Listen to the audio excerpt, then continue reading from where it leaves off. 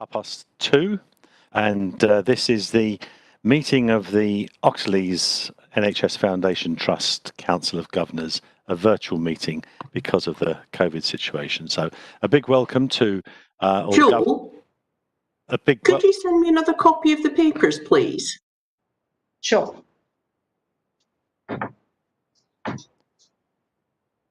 So a big welcome to all of our governors and to the exec and people who are listening in as well. So if we go to the minutes of the last meeting, I just should say first item. Sally, do we have, or Joe, do we have any apologies at all? Yes, Andy, we've got apologies from Fola Balagan, from Janet Kane, from Coralie, and from Cassie Meyer. Thanks, Joe. If we go to the minutes of the last meeting, now there are 14 pages of them, and I have a screen full of faces. So you're going to have to shout out if there are any issues that you wish to raise. So we go to page 1, page 2,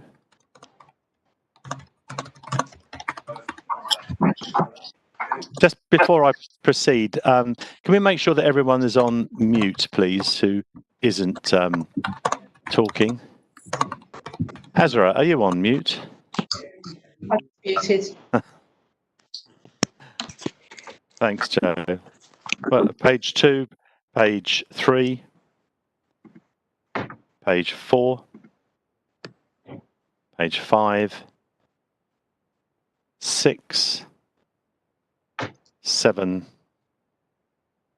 8, 9, 10, 11, 12, 13, and 14. I can't see any hands raised and I can't hear from anyone on that, so we take that as a record of the last meeting. I have nothing in the agenda for matters arising. Does anyone have any matters arising from those minutes that we're not covering in the agenda? Again, I can't see anyone raised on that. So we'll go straight into item 4, which is building a fairer Oxleas. Rachel and Nina. Thanks, Andy. I'm going to try and put some slides up on the screen, and I know that Nina will be joining me for this presentation. So just give me a moment to see if we can manage to get the right documentation up to see if that works.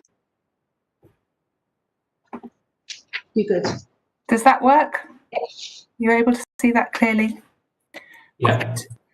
So, first of all, my apologies, because quite a number of people on this screen I know have heard me talking about building a fairer Oxleas at some length today. So my apologies that you're hearing from me again, but it's an important agenda item for the whole organisation, and I'm really pleased to be sharing it with the Council of Governors.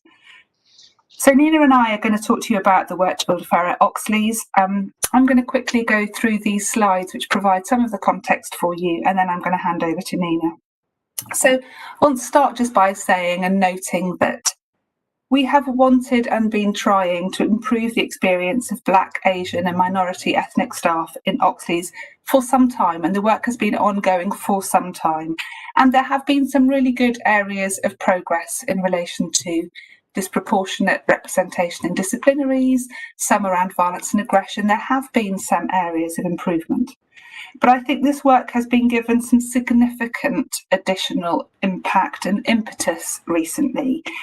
And that's come about, as you'll all be aware, because of the disproportionate impact of COVID on Black, Asian and minority ethnic, what I'll call BAME groups, and also the terrible events that happened in America around George Floyd. And people across the world talked more about Black Lives Matters, talked more about BAME experience within our communities, and people in Oxleas talked about it more too. And it was clear, as people spoke up, often for the first time, I think, at more senior groups about their experiences, it became clear that the issues were more extensive and more deep-rooted than perhaps we'd realised at the outset. And some concerns at the outset through. And I think what was very clear from the letter that Matthew Traynor he wrote out, and which you have here, and I know that you have in your pack, absolute, right from the start, clarity from us as an organisation that this was something we didn't want to tolerate and that we wanted to be moving in the right direction. And you can see there some of the other things that were triggers for this work that we've been doing. So I think it's worth just taking stock about why the work's needed. So it's all really at its heart about the quality of the care that we provide, and we know that staff who feel happy and valued deliver better care. But we also want a workforce that reflects the richness of our local communities, because we know that's better for patients too. And also as part of that service delivery, that focus on patients, we know that we need to attract, retain and grow great talent in Oxleas. So we're starting with a focus on our BAME staff because they have a demonstrably poorer experience in Oxleas. But we want everyone to be involved in those actions in order to make improvements for the future and to make sure that Oxleas is fairer for everyone. So we set about a 3-stage process. So the first stage was all about the listening. We had WebEx discussions, we had meetings with the networks, we had webcasts, and we had people actively responding to Matthew's letter on Black Lives Matter. An extensive amount of listening went on that culminated in a big meeting at the beginning of August with the Action Plan group. So we convened a really powerful group within the organisation, including that's chaired by Ife, Dr. Ife Okocha, our Deputy Chief Executive, that's attended by the Chair, many of our non-executive directors, our executive directors, service directors, clinical directors, network leads, and many, many more. And what we wanted was a really powerful coalition that was going to be able to drive change across the organisation. We got some new BAME reps across the organisation, and that action plan group really started at the beginning by listening to the experiences of our staff and what some of their very personal experiences of how things in Oxleas needed to change. We're now at the stage, having had the meeting today, which was the second meeting of the action plan group, where we're really focused on 2 key priorities and the actions that we want to put in place to deliver those. So these are, so I'm just going to go back a slide.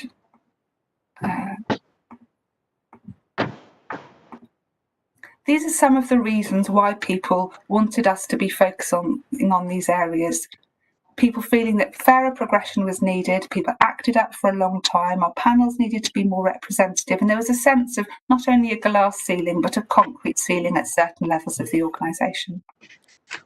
There was also a hesitance in terms of talking about race and culture, and in some teams a real kind of discomfort, I think, in talking about some of these really important issues, and a sense that where racism was raised, it was the individual who was seen as being at fault rather than that there was something wider that needed fixing. So these were some of the really thoughtful and powerful feedback that we got from people. And they focused on 2 areas. It was a voting process, and the 2 areas that people wanted us to focus on was improving the fairness of our recruitment and progression processes and improving cultural competence.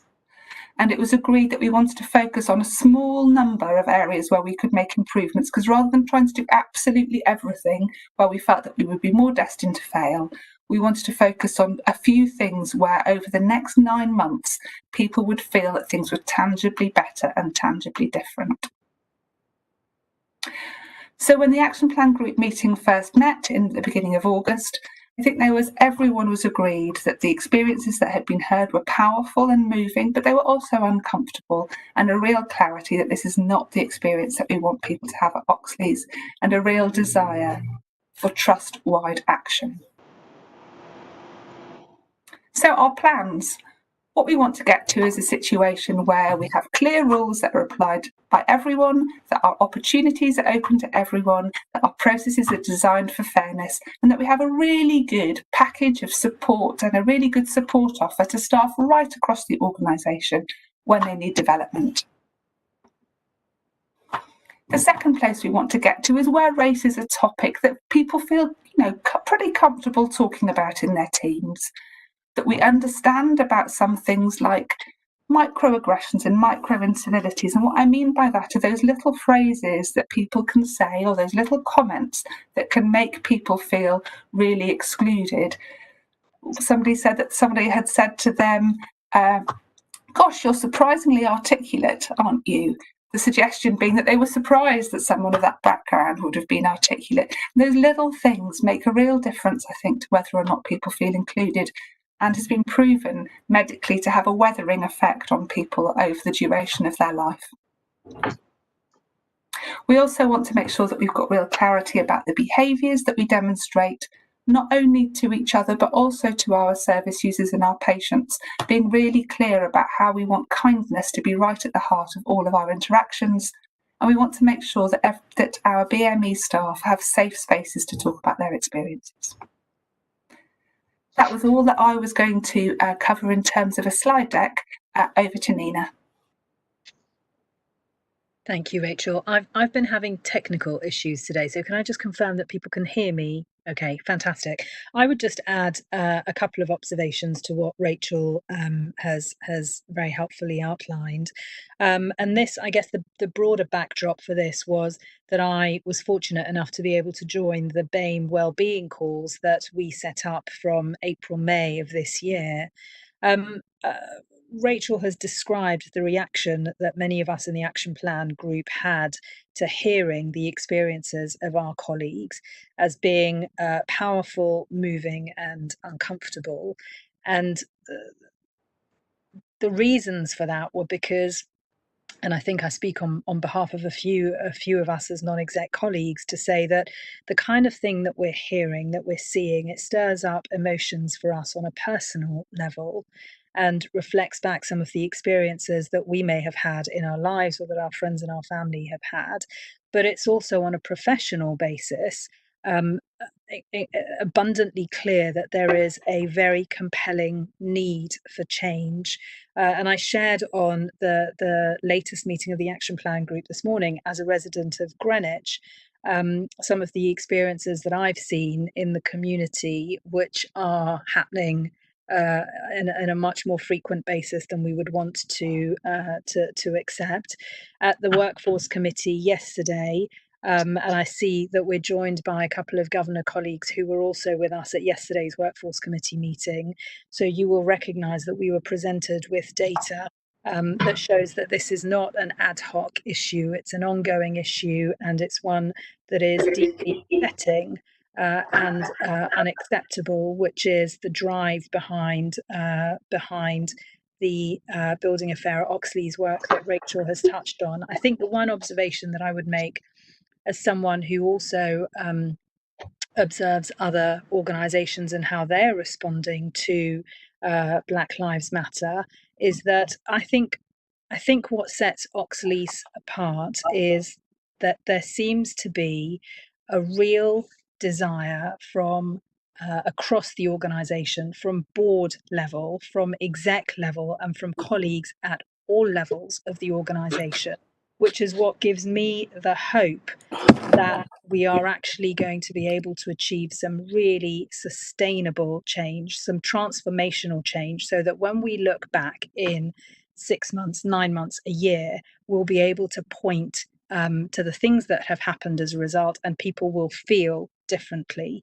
And I think there's a number of us who feel an enormous responsibility on our shoulders to deliver that.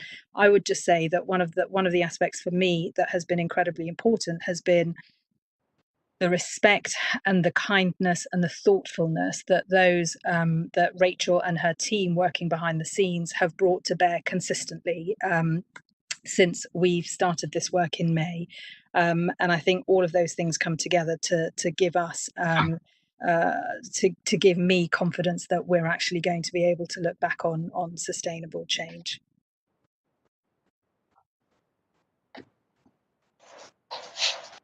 Thanks very much, Nina. Rachel, anything else you want to say at this stage? No, that was it for me. Thanks, Andy. Thank you all for all the work you've been doing on this. I mean, it's been very impressive, and listening in this morning again. I think people are becoming more confident in speaking up, and I thought it was again a very, very powerful meeting today. And thank you for all your work you've been doing there with your colleagues. Questions for Nina or Rachel, please.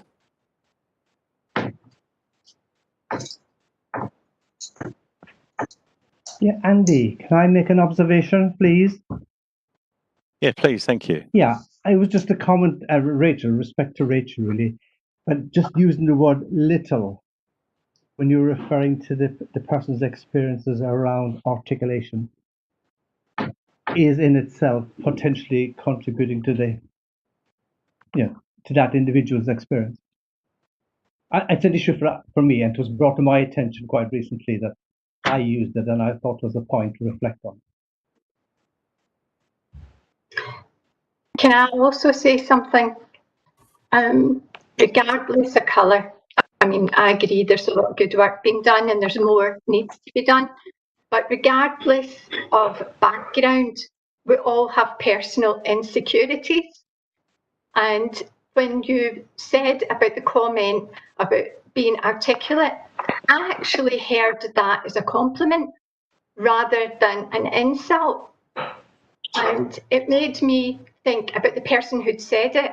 Did they say it because they're aware of their own lack in that area and meant it as a compliment? Only two people involved can tell. And sometimes tone does reflect that.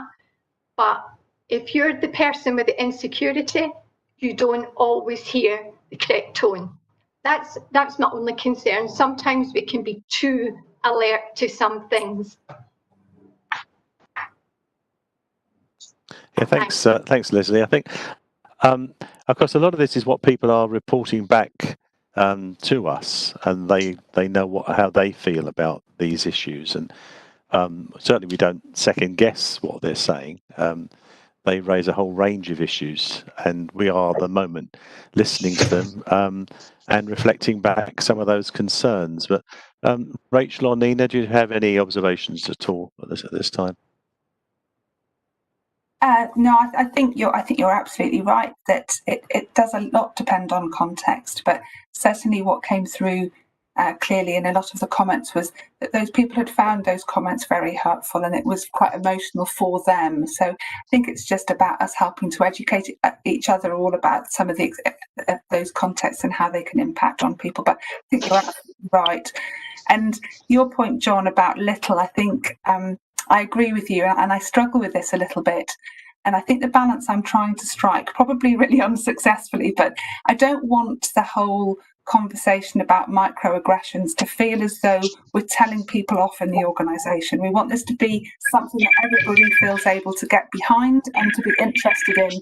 So we're trying to straddle a balance in terms of educating people and helping them to understand a bit more without it feeling as though people are too scared to speak about some of these issues. So it's a bit of a difficult balance. I'm sure I don't always get it right, but that's what we're trying to aim for. Thank you very much, Rachel. Anything else from anyone else at this stage? Andy, the only thing I would... Andy, could I... It's Richard here, Andy. Could I... Yeah, Richard... a point of clarification and also make a comment. The clarification on one of the slides, and first of all, you know, for all the tremendous work that's being done, this is really, really important. On the slides that Rachel showed, I think not the number, but in the pack that was sent out, it's on page 27 in the pack, a page headed Recruitment and Progression. There's a blue box saying opportunities open to all, and then a line, a bullet point alongside it. All substantial interim opportunities to be publicised, which I totally agree with. Then in brackets afterwards, the phrase unless deputy, and I wasn't quite sure what unless deputy meant in that context. The second one is, and I appreciate this may be a subsequent piece of work, but we know from work we've seen, or from results of the staff survey now over a number of years, sadly we have a proportion of our service users who tend to treat our staff differently depending on their ethnicity, the ethnicity of the members of staff, that is. And I'm just wondering, you know, how we really start thinking about how we deal with that. We know, for instance, that complaints from service users are often more likely, unfortunately, against a member of staff who is from the BAME community rather than somebody from the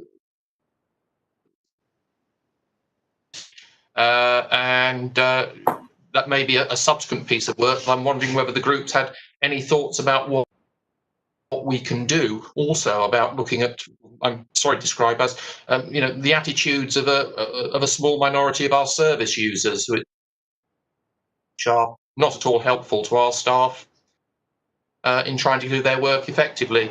Thank you. Right. Thank you, Richard. Rachel. Thanks. So I'm sorry, it might have been me that it wasn't wholly clear, but in terms of the connection. So can I just check, Richard, that your two questions, one were, why does it say... I think it could be me. It's, no worries. Please, if I'm static on the line, I'm not quite sure if it's my problem or from elsewhere. It's page 22 in the slide set. I think I did hear you, Richard. It's fine. I was just checking. Sheet headed recruitment and progression. It's the bit in brackets. It's at the end of the very top bullet point, where it says all substantive and interim opportunities to be publicised, unless deputy. And I don't understand the unless deputy. Yeah, so I'm happy to explain that, Richard. Have you been able to hear me? Yes.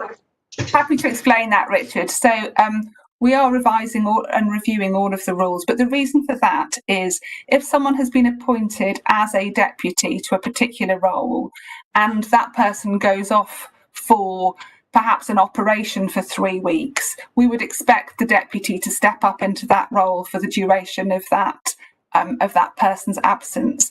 Whereas if there isn't an established deputy in place, we would expect that opportunity to be made available or kind of be a wider group of people be able to be considered for that opportunity, that development opportunity to step up.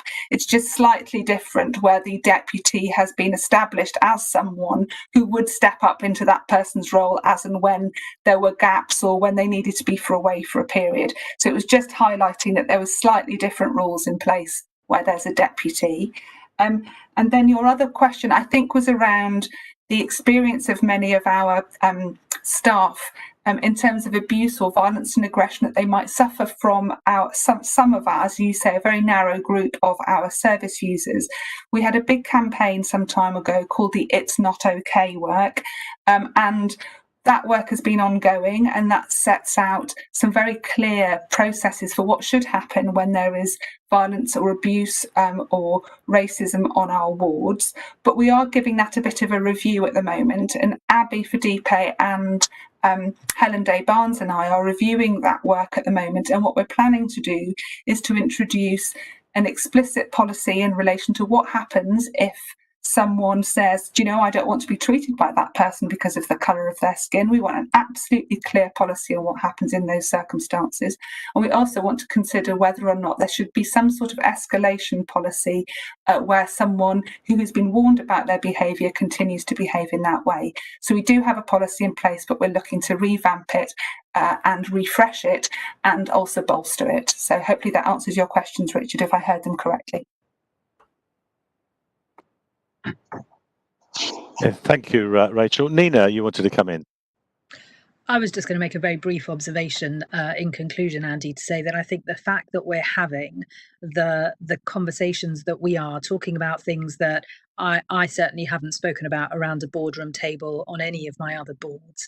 The fact that we had the candour and the honesty and the raw emotion that came out on the action plan group meetings that we've had so far, that for me is the most positive indicator. We're being absolutely open about the issues that we need to deal with and having the right conversations to move us forward. So I think that for me is a really refreshing indicator of our culture as an organisation.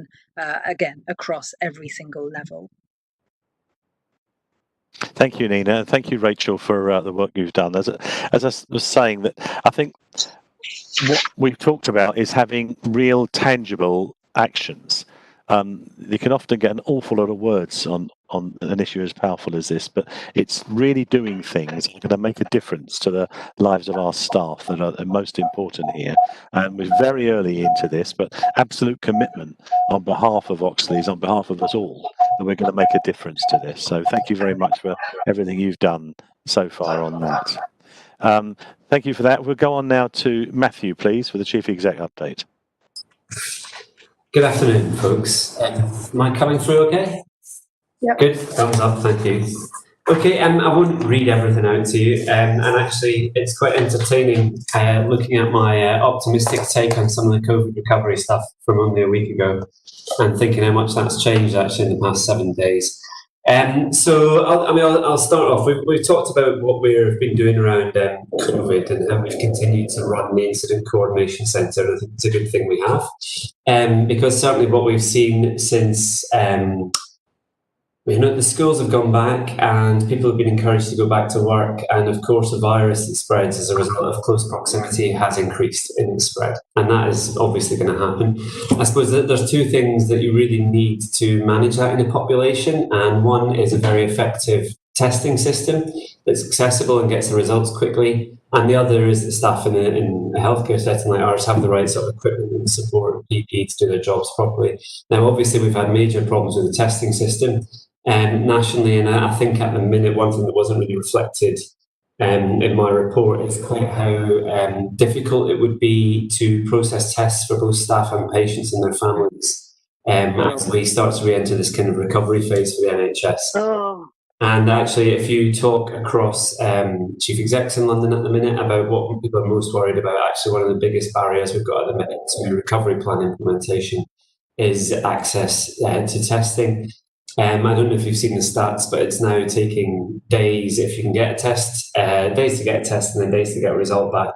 And in most cases, people have already lost 7 to 10 days of work by the time they're finding out that they're not infectious, because most people aren't. So that is kind of top of our operational concern list around COVID just now.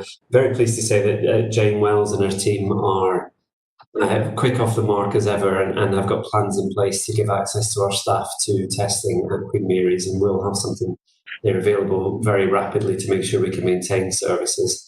I suppose thinking about this sort of COVID incident management, I'm confident that Oxleas is well placed to manage it, and I suppose my confidence is in the stuff that's within our control. At the minute, I think the biggest problem for the system just now is the broader issue of testing. And I was talking to one colleague on Friday who had 4 consultants ring up just that morning, say, can't come into work today, my kid's been sent home from school with a cough, can't get a test, etc. And if you think about how this plays into our ability to recover and then provide services over the winter, we've really got to take something different about this. So we'll keep you posted on that. I would say the numbers in Bexley, Bromley and Greenwich of current COVID cases are some of the very lowest in London. If you look at where the concentration of new cases is at the minute, it's predominantly in inner London, so we're worried where the incidence is still very low. But we'll have to keep a watching brief on this. And I suppose many of you, like me, will be feeling a slight sense of deja vu back to March, April just now, and it will be interesting just to see how things pan out over the next couple of weeks. But I'm confident that we've got good people in the trust with a good grasp of what we need to do for our patients over the next couple of months. But this is going to be a hard winter, because I think the first time something exceptional happens, you raise your game and you can work at a different level for a while. Actually asking people to do that again just a few months after, when people haven't necessarily had a particularly good break over the summer, is hard. And as a trust, we really need to look after the well-being of our staff. And what we've just heard about building a fairer Oxleas, that stuff is very, very important. And what people feel in terms of fairness and opportunity at work is very important, whether they feel their efforts are recognised, they're treated fairly by us as an employer. That's the kind of goodwill that when you get into these circumstances is invaluable. And, at the minute, as a leadership team within the trust, we have to have an absolute focus on making sure that our staff feel valued, cared for and supported. And actually the emphasis on testing in that is really important, because actually it's very frustrating to suddenly find yourself pulled out of your work for 10 days because you can't get access to a diagnostic test that should be available to you. We're going to start up our weekly COVID bulletins on a Friday for next week as well for staff. And if you keep an eye out, we'll be keeping people very clearly informed of what we're doing. And patient experience, there's been a really interesting, great response to our survey of how people have found some of the new ways of working during COVID, and more than 5,000 responses from our service users, which is certainly the single highest response I've seen from any trust in London that I'm aware of so far. I think I won't name some of our peers, but they got a much weaker response than us. So very pleased to see such a strong sense of how patients have been finding our services. And I've said to Michael and the team, I'd like us to make sure we make this information publicly available, because I think it'll help a lot of trusts who are thinking about their services. But what we've seen is, a strong, response. 2/3 of patients saying they were happy with the care and treatment received, what we've been doing through video and remotely, but obviously it's not appropriate for everyone. We all know there are some things that are much less satisfactory when delivered through this format. And it's been interesting watching on social media people who rely on community mental health teams and others saying how much they're missing some of that face-to-face care. Now, we are continuing to provide some of that, but it's difficult, and it's difficult in the current environment. It's been very interesting hearing from our older adults team about how you work with someone who might have dementia, or who might have hearing difficulties when they can't see your face. We're working with things like clear visors to try and get around this.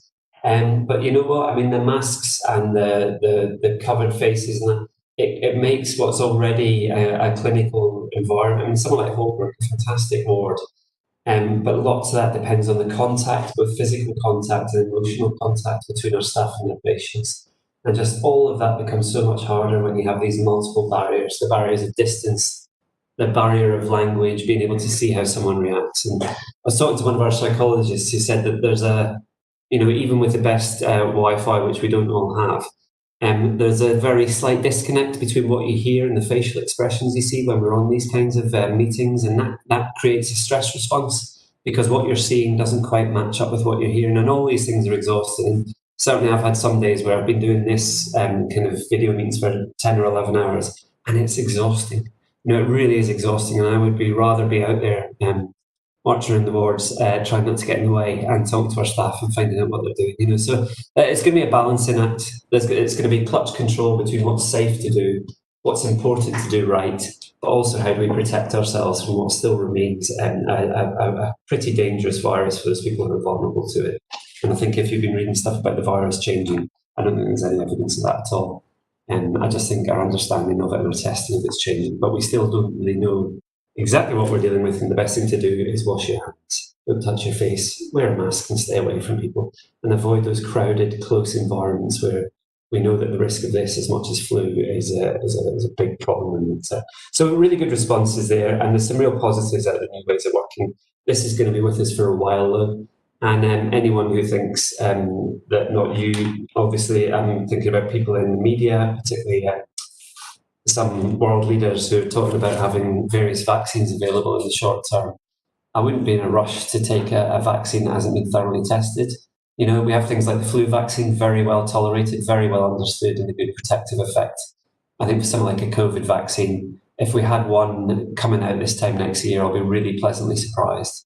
I think it might take a while. I mean, talking to the guys at UCLH in London and others, they are very confident about the vaccines they've got in development. They think they're good. They think they've got strong prospects of developing them, but they will want to go through phase 4 trials. They'll want to pick up adverse incidents. And by the time they then start producing tens of billions of these things, they'll want to be in a position where we can say to our staff and our patients confidently, this is every bit as safe as the flu vaccine. We should all be taking it, which would be great to do. Digital services are with us for a while yet. And I would say there's some interesting comments in there about, some people benefited from virtual contact for reasons like social anxiety. Actually, talking to some of our therapists, if you've got someone with social anxiety, physically travelling to an appointment is actually quite a good bit of therapy sometimes. So we have to think about all these different elements of this. It's a complex picture, but I'm very proud of the way the Trust responded to it, and great thanks to the IT team who've enabled this to happen, and to the many, many clinicians, therapists, etc., who've really embraced it and helped make sure we get care in. Obviously, there's some areas where the waiting lists are extending, and I'll say a bit more about that in a minute. I won't say much about the overall NHS response to COVID because I think it's changed since I wrote this a week or two ago. And I've already said what some of the challenges are there. And you've heard a lot about building fairer Oxleas today. What I would say is, talking to some of our staff, we really need to be prepared to listen to what people are telling us about their experience of the kind of things that we say to them, the kind of things they hear, the kind of experiences they have about fairness and progression as well. I'm very supportive of that work. I think it could be one of the most important things we do as a trust in the next couple of years, COVID notwithstanding, actually. And there's a mention in there of strategy development as well. We did a big piece on our next step last year, listening to staff about what they wanted and what they thought was important for the trust to think about. I'll say much more about this at a future session where we'll spend more time on it. But we've been thinking about a couple of big strategic priorities for the trust, and two things that are coming through quite strongly. One is about trying to eliminate delays in care.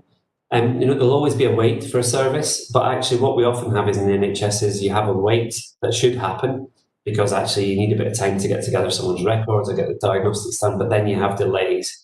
And what we're increasingly seeing in the NHS is unacceptable delays that put people at risk of poorer outcomes and create problems for their longer term health. And one of the things I think that's come through quite strongly in conversations over the last few months is that as a trust, we should have a really big push on delays. I think the testing is a good example. You don't mind waiting 24 hours for a test result, but if it turns into a delay of 6 or 7 days, that's a very, very different prospect. And I think one of the things we really want to understand is what should a service's goal be in terms of offering an intervention, and then where are the delays behind it. And it's been interesting to talk to, for example, our speech and language therapists. We've got a great preschool intervention that really needs to be delivered between the ages of 2 and 5 to have maximum effect. And actually, because there's been so much money taken out of that service over the last few years, the waiting list for that at the minute is between 9 and 12 months. And that is a delay. That's a delay of 9 to 12 months for an intervention that people really need access to within 2 to 4 weeks. And it's all those kind of delays. We need to understand what's causing them. Is it underfunding? Is it the way we've designed the services? And how can we get back into that? And the other thing is great out of hospital care. And we've seen this year the risks of designing a model that is based on inpatient care. And I'm not just talking about Oxleas, I'm talking about acute hospitals and others. I saw someone said the other week that an acute hospital-based model, it's like building a hospital service at the bottom of a cliff rather than a fence at the top. And I thought that was a really interesting way to put it, actually.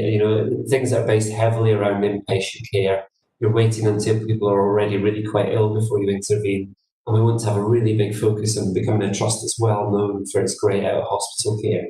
And we have to think about how that reaches across all of our services. So thinking about something like forensics, where people say, well, how does great out-of-hospital care work there? Well, actually, we've got one of the best community forensic teams in the country now that's supporting people with their discharge. We have a clinical model there that really thinks about people's life beyond the inpatient setting and how we support people to get to that. So we need to have a piece of work over the next couple of months to really understand how we bring these two priorities to life for Oxleas. And we will be inviting governors to help us with that. And Dr. Abby Fadipia is leading on that great out-of-hospital care, and Lorraine Regan, our service director for Bromley and Zero Delays. We've had a couple of pieces of CQC work going on, an inspection of community mental health teams that we're waiting to hear back on. Probably the service area we're most worried about in terms of its resilience and the number of people and the amount of risk they're dealing with dynamically. We then self-rated that as requires improvement. Its current formal rating with CQC is good, but we'll be hearing from them shortly what they think about the improvement work we need to do there. And they also inspected Elton Community Hospital. The initial feedback from both those inspections was there was nothing in there that we wouldn't have expected to hear, but we'll see those reports and share them with you and talk about our action plan. One positive, they reviewed our response to infection prevention and control around COVID, and they were fully assured about what we did and said they thought our response was well managed, and they picked up a number of points of good practice, which was really good. I've also mentioned in the report that I am pushing South East London to think about what we could do with the former Block A at Queen Mary's Sidcup. So as you drive down on the right-hand side, just after where the sort of newer build flats are, there's the old Block A there. That's scheduled for demolition. And we do have the potential there to build something new and exciting, both that can offer services to Oxleas, but in the spirit of what we're doing in Queen Mary's, potentially offer something to South East London. And there's a piece of work being done at the minute with me and Rachel Evans leading on it for Oxleas, and one of the senior service managers from Guy's and St Thomas's is doing a piece of modelling to look at what diagnostic services could be offered there. Because actually, as we try to offer COVID-secure services to people who need things like endoscopy, who need imaging, who need all kinds of diagnostics, what you don't want to be doing necessarily is going to somewhere like Queen Elizabeth or the Crew to get that in the middle of winter. If we can offer it in a more spacious, cleaner, safer environment, and I mean clean in the clinical sense, as in away from a hot A&E site where you've got a higher risk of infections, then we really want to promote that. So at the minute, we're scoping up what the development potential is there. I've spoken to Richard about this, obviously given his knowledge of the system in Bexley, but there is real enthusiasm at South East London level for an option around this. And Dr. Clive Kay, the Chief Executive of King's, who's also a radiologist, is chairing a clinical steering group to try to help us put this together. So this could be another brilliant phase in the life of Queen Mary Sidcup. And I'm really excited about that if we can find the inevitable money and staff. And as with the NHS, getting the money is never a straightforward journey. So I think they were sort of the key things in my update. I also wanted to mention two other things.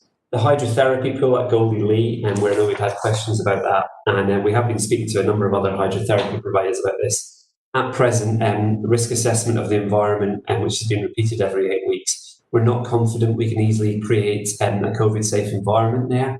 Everything we know about COVID, it spreads in close, warm areas. Moisture isn't a good thing either. And to be honest, the hydrotherapy pool is a very, very difficult environment to manage the risks posed by COVID safely. So at the minute, we're liaising with the services that use the pool in adult learning disability, musculoskeletal and children with people and communicating patients.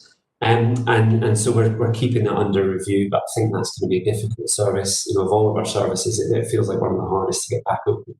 And the other thing, we've had a question about waiting times. We've seen some really big increases in waiting times for certain services that we had to suspend during the initial phase of the pandemic and the lockdown. So particularly those hands-on physical services. So there was people who were waiting before it all kicked in. There's then been new referrals onto the pathway. And what we're trying to look at is how we can manage those delays. We're trying to pick out highest risk cases to try to bring them forward. And we're also looking at putting some extra resources. But it's fair to say that our waiting lists, in the same way that waiting lists across South East London have blown up on the surgical front and have been adversely affected. And frankly, if we don't sort out the staff testing issue, they're going to get a sight worse before they start to improve. And the other issue is some of our services. So I'll big shout out to district nursing here, who have taken on a massively increased workload. Actually, because lots of the services that exist in the community, so for example, blood tests that are done in general practice or in outpatient settings, increasingly our district nurses are being asked to pick up the slack for other services that have either been restricted or remain closed. They've seen a fivefold increase in requests to get supported in delivering end-of-life care in people's homes. And we've seen an increase in urgent cases and in less urgent cases coming through. The district nurses, as ever, just keep taking the increase in the size of their case lists and keep working through it. But they are under huge pressure just now. And going into this winter, I think it's a service where we've approved some extra investment to bring in some extra staff and support them. But I very much see, they're real specialists working in the community. And when you see other services under pressure or stepping back from the fray, actually the district nurses have really stepped in to help us out there. And I think actually, for all that we can see what's on the waiting lists, there's other services like them they're really providing people with some absolutely essential care at home just now. And we need to make sure as a trust that we're supporting them, listening to them, and acting on their concerns swiftly. So I think that was probably all the key stuff I wanted to say. I would imagine waiting lists NHS-wide will, despite the best intentions, get initially worse rather than better over the next month or two until we figure out how we get this service recovery really off the ground. But rest assured that we are very much looking at them and managing risk as best we can. So I'm happy to take questions or comments either through the chat or via Andy's chair. Thank you.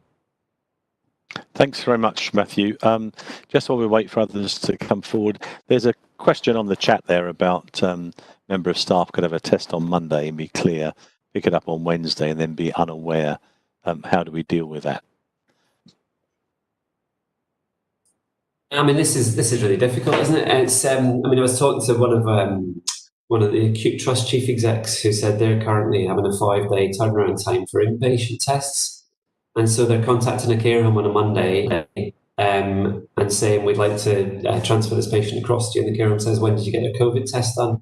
They say it was last Tuesday, and we've only just got the result back. And the care homes are understandably saying, well, a lot could have happened in the last 5 or 6 days, so we're not prepared to accept them. Can you get another test with a more up-to-date result?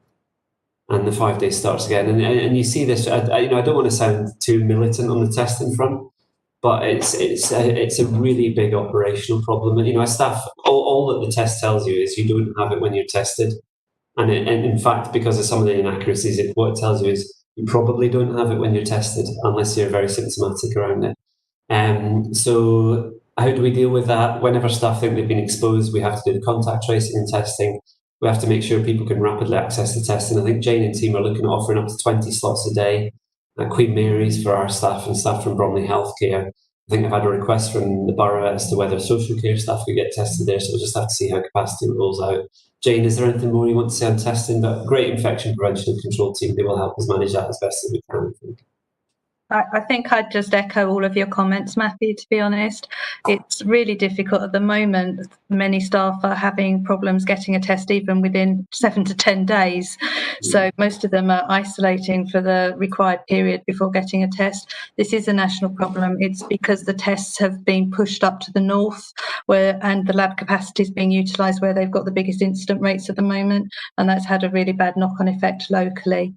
But with inpatients, we are testing them on admission. We're following the guidance. We're retesting them 7 days later. And the infection control guidance was updated nationally a few weeks ago. And we're awaiting some mental health guidance to come out specifically. But I can assure you, and we've had our BAF, our Board Assurance Framework around IPC. We've had our CQC review of it, that we are fully compliant with the national guidance, and we're making sure that our staff are regularly given communications to update them on the guidance and what they should be doing, because it is very, very confusing, especially around things like isolation. But if anybody gets symptoms, the teams are ultra vigilant in making sure that they are sent home and isolated and tested as soon as we can. And we should be able to get people tested immediately if they can't get access to the Pillar 2 national testing from tomorrow morning. Just to say to Jane and her team as well, this was a suggestion I think that was made on Monday, and it's what day is it? It's Thursday, and it's gone live. It's ready to go live tomorrow, and that is tremendously responsive. And perhaps Jane, you and your team should take over the national system, because I think this is the kind of rapid turnaround we need to see. I would say it's worth bearing in mind that during the first period of the pandemic, actually, we have a bigger problem with people who are self-isolating because they think they might have COVID than from people who do have COVID. And it's worth bearing that in mind. This is, there will be some COVID, it will get into our services, it will get into the staff at some point over the winter. It's the self-isolation and the waiting that takes out actually a larger part of your workforce. And that, again, will be the same problem we face over the next 3 or 4 months. Thanks very much, Jane and Matthew. Any questions there for Matthew from anyone? Fraser? Just more of a statement, actually. I was fortunate enough to join Lorraine and the Bromley team on a webinar last week to listen to all the amazing work that they've been doing since COVID hit us at the end of March. And it sounds like their agile response, their adaptiveness, their resilience has been quite incredible in how they've adapted to everything that's going on. They've been able to work with fewer beds. They've absolutely been thinking about how do we do great out-of-hospital care. And I think for everyone who was on the call, it was just really impressive to hear the work that's been going on with that team. So, big congratulations to everyone there. Thanks, Fraser. Thank you. Yeah, thank you, Fraser. Anything else from anyone else before we move on to the next item? I can't see anyone. So, Matthew, thank you very much to you and your team for everything you've been doing. A huge amount of work you've gone through of late. And I know personally you've worked exceptionally hard, not only with your Oxleas responsibilities, but you're in great demand for London-wide responsibilities as well. And we're very grateful for everything that you've done. If we move on to item 6, we've got a financial update and then external auditors. Ezra, are you going to go first on this one? Yes, I could do. I've unfortunately had to turn off my video, so I sincerely hope you can hear me. Could you indicate whether or not that's the case? We can. Oh, marvellous, because you're all circling at my end, so I'm afraid there's not a great deal I can do on that. In terms of do you want it just purely focusing on the auditor element, or do you actually want an update on the finances as well? Ezra, I think if you could give us an outline of where we are. I know that the settlement is very fresh and we probably don't fully know exactly what we've got, but if you could just give us a feel for how are we doing, please. Okay, so up until month 6, we're in broadly the same description that I gave at the last Council of Governors meeting. So effectively, we're in break even. We were getting funding every single month retrospectively in order to get to that break even position, and the cash was flowing. So effectively, we had somewhere in the region of a £19 million block payment that we were getting 1 month in advance. And then retrospectively, from about month 2, we've been receiving circa £700,000 in top-up monies. Literally yesterday, we finally received the notification of what the month 7 to month 12 financial governance arrangements would look like. We're still trying to process and understand those. Now, there's still an expectation that we will be hitting break even, but we're moving from something that is money coming directly from the national down into each one of the organisations to something that is going to now be managed on an ICS basis across the country. So for all of the providers in the CCG in South East London, the money will flow down to the sector, and then the sector will distribute that. And that will be a combination of the block payments, an apportionment of COVID-19 monies, and then there's a series of exclusions to that, where the money will continue to flow directly from the centre. And that includes things like test and trace. And I was in a conversation with Jane once I'd actually done the initial read around some of the QMH testing, just to make sure that we get that funding coming through from the centre and directly from the test and trace, because there's a kind of quadruple sign-off for anything that you're doing across those areas.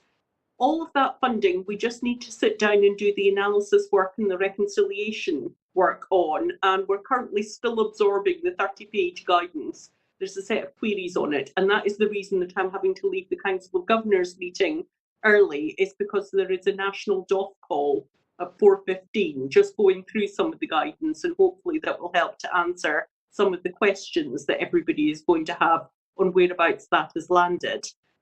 The other area is we are likely to be agreeing a provider collaborative movement in terms of forensics that we will be hosting, and the guidance does detail how you are able to transact that, because obviously that covers both the South East London ICS and South West London ICS, because the South London Partnership is across two different ICSs. The expectation then fundamentally on the finances is that each ICS will be expected to break even, but within that you can have organisations that are in surplus or deficit. The COVID-19 costs of the element that has been pushed down is managed between the ICS and the partners within it, and it is supposed to be by mutual agreement, but there's a whole load of detail that now we need to work our way through. So I think probably we've got a week or two to go through that. And in the meantime, we have got a return that we need to give on the 21st of September, which will be around our trajectories and our workforce and our mental health finances only. There is then an ICS financial return that has to go in on the 5th of October, and then there will be an organisation return from every single organisation that will go in on the 22nd of October. And that's broadly headlines from information that I read yesterday. I'm sure there's a host of questions, but because I've had to use the iPhone, I had trouble getting in. I may need some assistance in exactly if there's any questions coming up in the chat. Yeah, thanks very much, Ezra. I mean, quite clearly, we're moving into a very, very difficult time, as is everybody else, when we've got potentially demand going up considerably from our waiting lists and from potentially more from COVID, as well as the impact on mental health in the community, against a less than clear financial settlement, as far as I can see right now. A couple of lines from you, Matthew, on that before we move on. Yeah, I mean, I think it's, as you say, it's tough. I mean, but so far there is, as you can imagine, there's various chief execs WhatsApp groups, and the initial reaction from people who are working their way through the allocations is people raising some concern about what they might mean. I think there's a sense there's quite a heavy focus on dealing with things like surgical waiting lists and pressures on A&E departments, and perhaps less clarity around what a good settlement might look like for mental health, learning disability and physical and community healthcare. So we need to understand what those implications are. There's also a sense in some of the comments I've seen that providers that have run up big deficits have been given a more generous settlement than those that have balanced their budgets well. And I know we've seen quite a bit of this in recent years, where you're not really incentivised for doing the right thing. You run up a £10 million deficit, you get given a £10 million, I wouldn't use the word bung, but certainly an end of year settlement that doesn't necessarily incentivise good financial governance. And we need to just understand quite what's been baked into this. And the other issue I think that is well worth flagging is the pressure on local authority budgets as well, and how closely intertwined they are with our services. And obviously lots of the people we look after also receive care from their local authorities. The local authorities have had to do a great deal to support vulnerable people and other residents through COVID, and haven't necessarily seen those full costs recouped. And as a result, some of the money that you would usually find held back for winter pressures has had to be invested earlier in the year. Now there isn't that kind of bulwark against what we have to encounter in winter. So I'd say the financial position is quite powerless at the minute. Oxleas, as ever, we are the last trust in South East London that balances its budgets, and have now been for some time. But our position this winter is under pressure. I've just seen the question from Yvonne about material increase in demand for mental health services.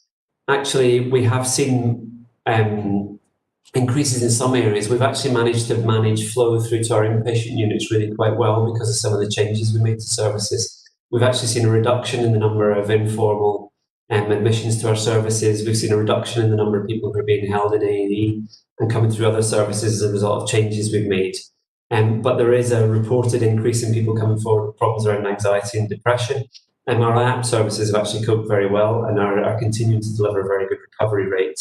But I think there is a challenge that we don't still yet fully understand in terms of the mental health impacts of COVID. I think it is very important we differentiate between an entirely natural reaction to this year. It is natural to feel anxious and a bit worried about what's going on just now. There is a difference between people who are experiencing that reaction and who experience similar reactions to unemployment, etc., and actually people who start to meet the threshold for requiring a secondary mental health service.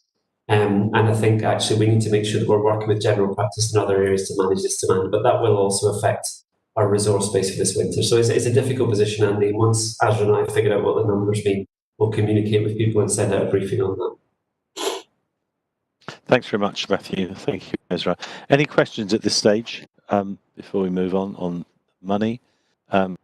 If not, we'll go on to Stephen. Stephen, can you give us a few top lines on the outcome of the audit? And then it's a request, is it not, to the Council of Governors around Grant Thornton? Yes, thanks, Andy. And I think Azra may make some comments after myself as well. So Grant Thornton are our external auditors, and as you know, these are appointed with the approval of the Council of Governors. They were appointed originally on the 1st of June 2018. They followed on from Deloitte, our previous accountants. So next year, they will be coming up to their 3 years initial period. You know, if we had decided to replace them, or if we were recommending that they should be replaced, we really would need to start that work as of now. In fact, we are looking to extend their time with us, and Azra, as I say, will comment on a moment in the length of that extension and how she's found working with them. It would be true to say that auditors generally, all the large auditing firms, haven't had a great time in the last year or so. There have been a number of mishaps as reported by the Financial Reporting Council. You know, London and Capital comes to mind, British Home Stores, Wirecard, a number of various things. And Grant Thornton haven't been absent from that group who've been mentioned in the paper, in the press. The good thing is many of those, in fact, all the investigations are very historical. One recently reported was in fact 10 years old, but it takes a while for these things to come through. Our own team at Grant Thornton does have an excellent record where their cases have been reviewed. They've come out with the best marks possible. And also, if I can quote Azra herself, she said that Grant Thornton this year crawled all over our accounts and left no stone unturned. And I think both from a board point of view and an audit point of view and a Council of Governors point of view, that's exactly what you want from the external auditors. You want them to be very, very thorough and looking at every nook and cranny. So we found them very good to work with. They have been challenging. They have been tough. But their observations and their findings have always been good. So our recommendation is that we do extend them. Azra, any comments you wish to add to that? I think the main one would be the fact that the nature of how they're having to audit during the COVID-19 period, where they're having to do it effectively an offline audit, it was challenging getting them through the 1920 audit. So on top of the fact that they were actually doing additional testing, it was the method in which they were doing that testing. And I think if we did take a decision to go with another auditor, we'd have to build that set of relationships, and that would be more difficult in the environment that we're currently operating in. And if we were to compare the costs of our previous auditors and then the costs that we've got here on Grant Thornton, they're still circa about £20,000 cheaper. And in terms of the increase that you can see in the paper, which is really all of the audit firms are increasing their fees, and I've done conversations with other DOFs across London, and they've all seen increases because all of them were required to do additional testing, really coming out of some of the national scandals that had come about where auditors had not picked up elements, and therefore for their own assurance they are requiring additional testing, and effectively that's being reflected in their fees. Thank you, Ezra. So the request from Audit and Risk is that we reappoint Grant Thornton as our auditors for the further term of 2 years. Fraser, did you wish to speak, or was that a vote? I'm sorry. Sorry, just come off mute. I mean, it won't be of any surprise to Steve that I wanted to probably just ask a quick question around this, just because we've talked about it a couple of times before. But I appreciate that everyone's having a few challenges with audit at the moment, but I am just sitting here reading an FT article from July that talks about repeated and prolonged ethical breaches between 2014 2017 in Grant Thornton. Obviously, there's the £3 million fine that they picked up this year, and they're also talking about the FRC's investigations into Patisserie Valerie's audits, Sports Direct and Interserve. It seems like a fairly lengthy rap sheet of investigations. With all of that, are you assured that actually they are the people who we should continue to be working with, and that there aren't others out there who would maybe be more ethical in their approach overall? No, thanks, Fraser, and absolutely the right question to ask. I think a number of points, certainly amongst the major auditors, and really for an organisation of our size, we would be looking at one of the bigger firms. And in fact, Grant Thornton are just outside, they're the 5th largest in the UK, just outside the Big 4. But as I was saying earlier, they've all experienced some difficulty. The report from the Financial Reporting Council was quite interesting. I would commend anyone to read it, because it does recognise the big changes that Grant Thornton have made.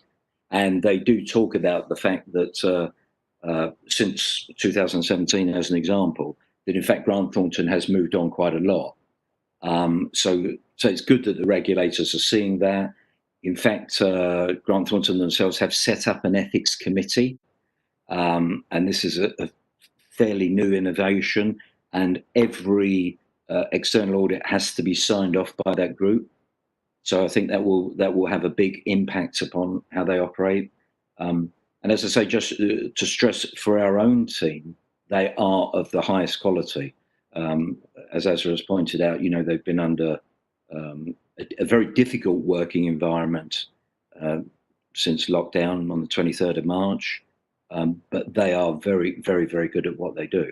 So entirely agree with what you've said in terms of it's the right question to ask, but in view of the changes they've made, would there be any better alternatives? I can't honestly say there would be, and I think we'd find it difficult to beat the team that we've got, actually. But they're a much better organisation. The other thing I would say about the report, which again, if you wanted to read it, would be good. The actual scale of the cases reviewed for Grant Thornton was very, very small. It's something of the nature of about 6 cases. So so it's just a few that were picked up as being particularly poor.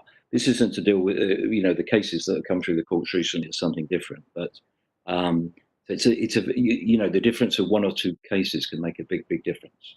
But certainly, yeah, we would be in the next couple of years. You would be looking for the FRC if it's still there, due to be replaced.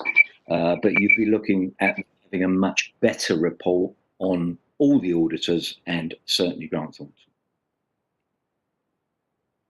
Fraser? The thing I would also add on to that is the fact that the particular partner lead that we have from Grant Thornton that does our particular audit, they did have a file that was reviewed, and they were reviewed as doing an excellent audit, is what effectively came out of that. So the particular team that we deal with has had an audit conducted in terms of how they conduct their audits and came out very favourably. Okay, that's fine. Thank you. Useful. Yeah, thank you. I witnessed the thorough examination by Audit and Risk of a meeting a while ago from colleagues of Grant Thornton, and it was pretty forensic and pretty challenging the way that they put them through their paces.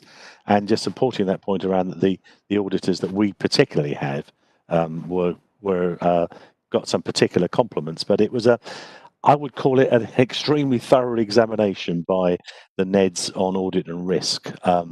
So we come back to the point, please. The request is that we continue with them for the next 2 years. Not the easiest way to have a joint decision here, but in the absence of anyone objecting, I'm going to take that as agreement. There are lots of nodding heads. Agreement on that. Thank you very much. Thank you for that. There's been a few questions on the side there. At a risk of sort of repeating them all, but we do have to have, this is a public meeting. This is a matter of record. We do need minutes as well. And I'd like to come back, if I may, to Matthew, just to talk around some of the demand issues, please. Thank you. Sure. And I think it's, it's a hard year to draw conclusions from because everything's been so odd, actually. And it's been quite difficult to say, well, we've seen a trend here, a pattern here. There's a really good comment there about actually people avoiding A&E and avoiding certain settings and more volumes there. And I mean, what we did see was we saw that big drop off, obviously, in April, May. And then what we saw was mental health demand came back much more sharply than physical health demand. It came back a lot more quickly and was ahead of the curve. And physical healthcare demand is only just now catching up really with what it was pre-COVID. Interestingly, London is lagged behind a lot of the rest of the country. Areas like the southeast and others have seen physical healthcare demand much higher. Some of that we think is because people aren't travelling into London anymore and accessing healthcare. And actually, some of the reason I suspect mental health was came up more quickly is because actually a lot of people who access mental health services are residents. They're not just people who are commuting in. Certainly, when I was commuting regularly into Victoria Street, I used to use St Thomas's for a lot of my urgent healthcare needs. So I think it's a different context when you've got a different service.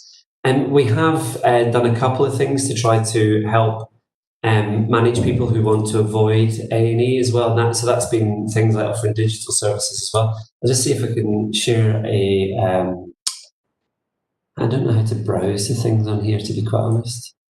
But I've got a really interesting presentation from London Ambulance Service, with whom we did some good work on a mental health joint response car, where what we did was we put together a team of a mental health nurse and a paramedic going out together to look at to answer ambulance calls. And what we found from that is that around in a normal environment where you have here we are. Let me try this. This is becoming the new don't work with children and animals, is it? Don't randomly. introduce PowerPoint. I'll try and show you this presentation, but what we found was that this team, where you've got the mental health expertise actually going out to calls in the community, is far more capable and confident at managing people's problems without taking them to ED. And we looked at a period from January to April, and what we saw based on a survey of well over 1,000 incidents is that a standard LAS, London Ambulance Service crew, took more than half of people to ED, and only 4% of the people they attended to were referred to a mental health pathway. The joint response scars only took 18% of people to ED, so that's 18% as opposed to 54%. And they referred a far higher percentage onto mental health pathways. And so what we've seen is actually there's a number of models where if you get the expertise to people outside of hospitals, actually you can support them to avoid quite a traumatic experience of being brought into ED. So that there's things that we can do to try to really manage both crisis care in the community, but also to offer care pathways that help in the community. That really isn't going to load, I think, so we can try and do that. But what we've seen is a number of initiatives where we've really tried to promote taking the care to people where they live rather than expect them to come into healthcare settings. So I think it's important that we keep trying to be flexible, we keep investing in community services, and also we support things like service user networks as well. Overall, demand hasn't exploded, but there's a question about higher acuity. We are trying to figure out how we assess that. We're trying to get at the minute numbers for detained patients over the last couple of months. Actually, our number of detained patients is pretty much the same or slightly lower than last year at the minute, so that's not necessarily acted as a good proxy. There is reports of trust across London, higher levels of violence and aggression. We certainly saw that in June and July. I'm not getting as many reports of that now as being a problem as it was before.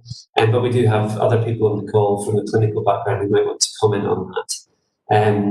But I don't know if Abby or Iffy would like to comment on that, but I've not seen any clear evidence. I've not seen any data-based evidence that we're seeing higher acuity. I have heard anecdotes that we have been experiencing that with Susanna, so unless any of our clinical colleagues want to correct me on that. Tiffy here. I think the only thing we've seen is that we have more detained patients on our inpatient wards than we used to. So I think at the last count last week, there were probably about 50% of people who were in the Mental Health Act, whereas previously we tended to be around 25 to 30%.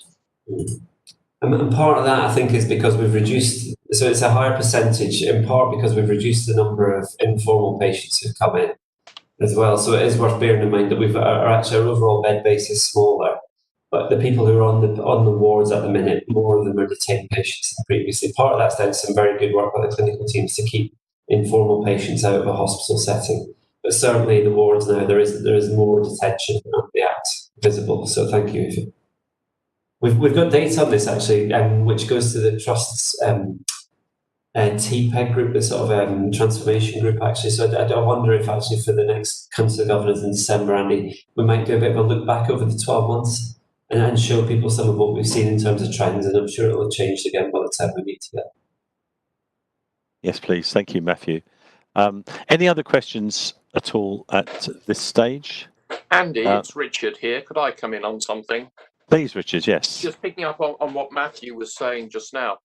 We're seeing more and more items in the news about how the NHS's plans are moving towards discouraging sort of spontaneous walk-ins into EDs and encouraging people to contact NHS 111 for triage. And I understand the logic of that in trying to manage demand at EDs, particularly with the need for social distancing.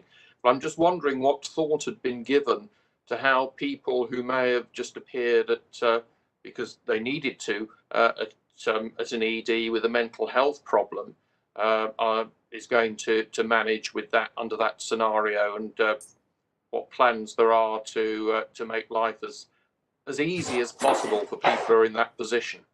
Yeah. So I mean, this the sort of 111 First programme, which I'm involved in at regional level. I think there's kind of two drivers behind that. One is that because we've now got COVID in the system, going to an acute hospital for care when you don't necessarily need to is a higher risk activity than it was before. And a bigger impact really is because of the risk of COVID. What you've not necessarily seen is a loss of hard cubicle space in acute hospitals, but lots of the waiting areas are a lot smaller than they used to be, with a lot fewer people in them. And because of that, you end up with much longer queues to get into A&E or to get into an urgent treatment centre. And actually, one of the things that scares clinicians in those places is the people they haven't triaged yet. And if you have ambulances waiting outside, I mean, at least there's paramedics with people then. If you've got people waiting who haven't even been seen in ED or in an urgent treatment centre, that's where your risk sits. And it's the people with sepsis, etc., not picked up there where you can get some really poor outcomes. And there is an evidence base that shows that crowded EDs are more dangerous and they increase long-term mortality in patients who pass through crowded EDs as well. So it's both the risk of hospital infection from COVID and other things in the winter, norovirus, flu, etc., all the usual stuff. It's also the lack of capacity is going to create crowding and longer queues and make life more dangerous, really, in terms of going into this environment. And the idea of 111 first is if you're in a position where you're able to call 111 first, so if you've been knocked off your bike by a car and injured, you're going to ring 9. You'll still, if you've got chronic chest pains, ring 999, do all the same stuff you always would have done. But if you're able to ring 111 first, and actually, in my experience, running an acute hospital for 2 years, there's plenty of people who turn up in ED who've taken the time to think about when they go. And, there's a post-school rush, there's a post-work rush, people who've gone to work all day and then have decided to go to ED in the evening. And, you used to hear the staff referring to the buses arrived at about 6 or 7 p.m. because you suddenly see dozens and dozens of people who've been well enough to go to work all day, but have suddenly decided to come and get themselves fixed up in the evening. The aim is to say to people in that position, ring 111 first. And if we can either offer you an alternative service in the community, we'll do it. Or rather than ring up at 9 in the morning and be told, go straight to ED, you might get told, please go in at 2 o'clock. And there'll be a doctor there or there'll be a nursing team there who'll have your information from this call and they'll be expecting you and they'll know what to try to do to offer you the care. So it's to introduce a stronger element of scheduling to avoid all those bottlenecks you see.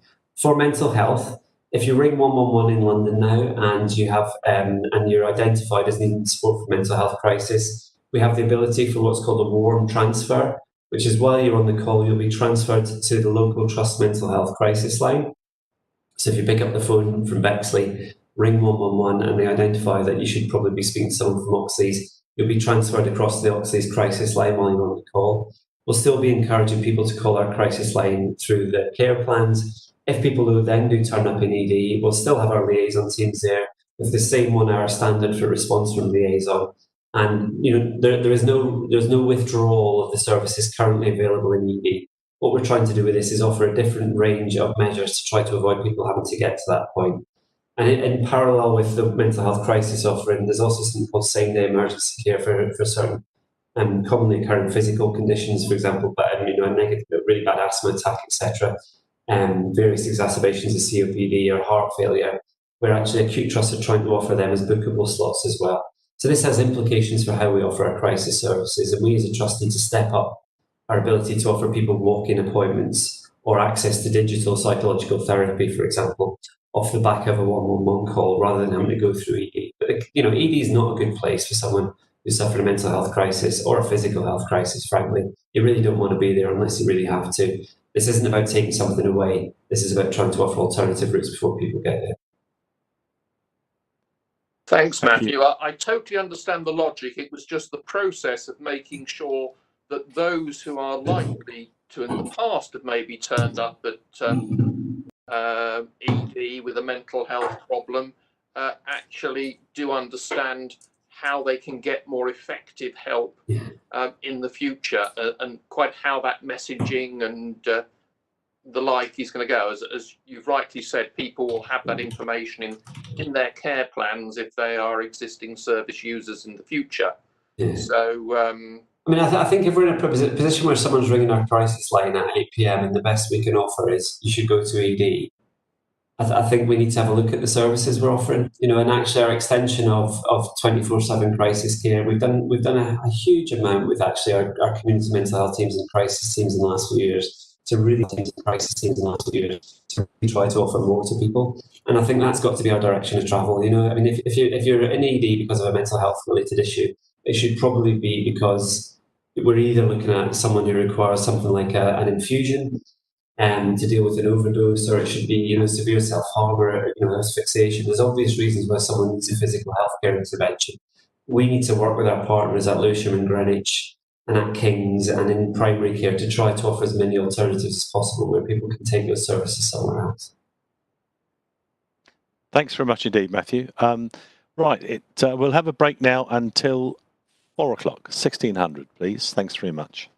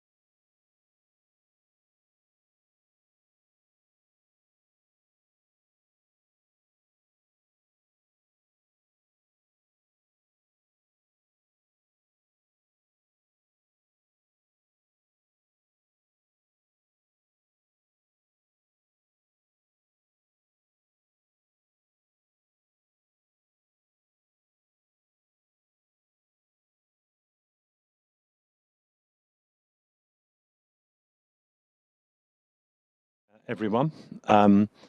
The next part we've got here are the Council of Governors Development, which Sally will lead on, and it also includes Chair's appraisal, which we won't be doing now, but we'll be describing the process. So as far as that's concerned, I don't think, Richard, there's any need for me to go, because it's a public document which talks about how the appraisal is to be run rather than the content itself.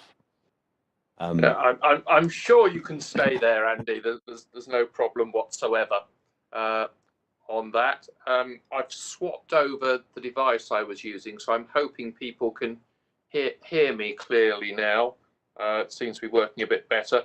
The first half of the paper we've got here is the work that colleagues have been doing, and I'm really grateful to them, on sitting in on board meetings and board committee meetings over the past quarter, where we have seen the NEDs in action. For myself, for those that I've been to, I can certainly say that the chairman and the NEDs all continue to be very proactive and very engaged in all these, and certainly do make sure that the executive is held to account and are always looking in the best interests of the trust and our service users. I would add, because it's not on this list, the chairman has also kindly invited me to sit on a couple of informal meetings of sort of board away days and the like, and for that I'm really grateful. The only other comment I've got on this first bit of the item is to say that a new joint board committee is about to be set up, which will look at the work that we're doing in partnership with across the South London Partnership with our colleagues at SLAM and South West London and St George's, and an invitation went out. I hope all governors received it yesterday, from Anne-Marie, inviting people who'll be interested in observing those meetings to indicate to her. And I'll just remind people again to look at whether they're interested in doing that. So I'll stop on that part of the item, see if there's any questions or comments, and then come back on the second half.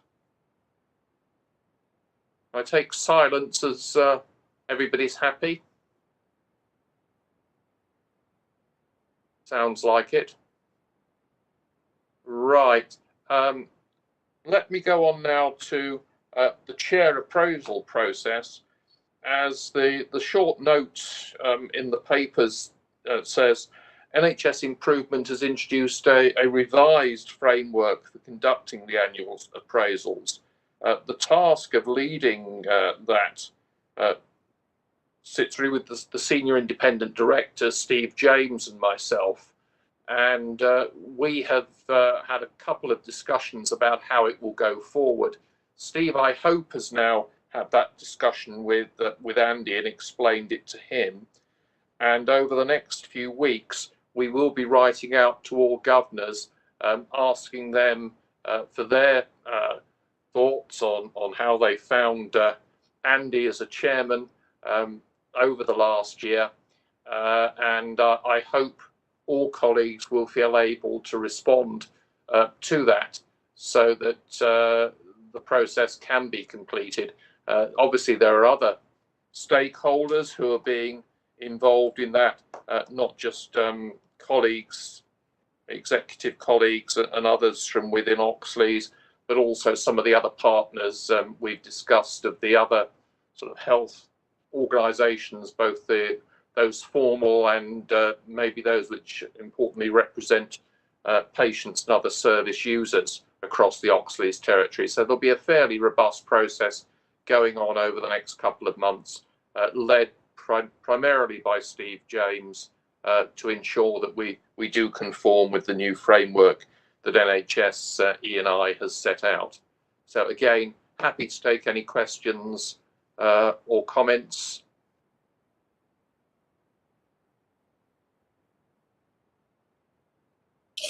All okay? No, I've just got a quick. It's just a quick comment, just to say that I have had the conversation with Andy. We have agreed the process, and I think it is a bit more structured than it's been in previous years. I think NHS RE are more interested, and I think there's an emphasis on, or more of an emphasis on, talking to partner agencies, a lot of partner agencies, as well as internally in the trust. But I would, it would be really helpful to me as the person undertaking the process if as many people as possible could respond, because the richer the response, the better. And I hope to be able to come back and give feedback at the next meeting, which I think is in December. So I'll report back to the governors around the broad outcomes of the appraisal. Thanks, Steve. That's me finished, Dan. Okay, thanks very much indeed, Richard. Thanks, Steve. There's just one item, Sally, was there not on the annual members meeting? That's in the, if I go on to the Council of Governors Developments paper, item 8, I can give an update within that. So one of that is to apologise that in that paper I said that the annual members meeting is taking place in September. It's not. It's taking place in November. So the date for the annual members meeting is Thursday, the 19th of November at 2 p.m. Other updates within that paper, the Governor Coffee Mornings, they are in the process of being set up, and we are inviting executive members to those as well, following feedback from governors that people felt that would be helpful. Just a way of really keeping in touch informally now that we're not seeing each other quite so much face to face. Summer elections, the period for nominations has now closed, and I'm pleased to say that we had quite a wide range of nominations coming through. So that's really healthy to see that we've got a number of people interested in becoming governors. So there will be several elections taking place. The process will start in October, and then we will declare the results on the 30th of October. And thanks to governors that have taken part in the recognition awards judging. We're just finishing off the judging panels at the moment. Unfortunately, we're obviously not going to be able to have a recognition awards ceremony as we would have liked to have done, and as we normally have done, but we are planning a special broadcast out to staff, probably in early November, to share the winners and to celebrate the recognition awards across the organisation. That's the main part of the report from me. I'm not sure if anyone has any questions for me. Thank you, Sally. I can't see any questions there. Thanks very much indeed. Okay, then we'll move on to the membership. Rebecca, please. Hello there. As Sally has just said, the annual members meeting is November, not September. So that's just for a bit of clarity, just in case. The last membership meeting, committee meeting, met on the 7th of August, and my thanks to Joe for stepping in at short notice. So I had a funeral to go to.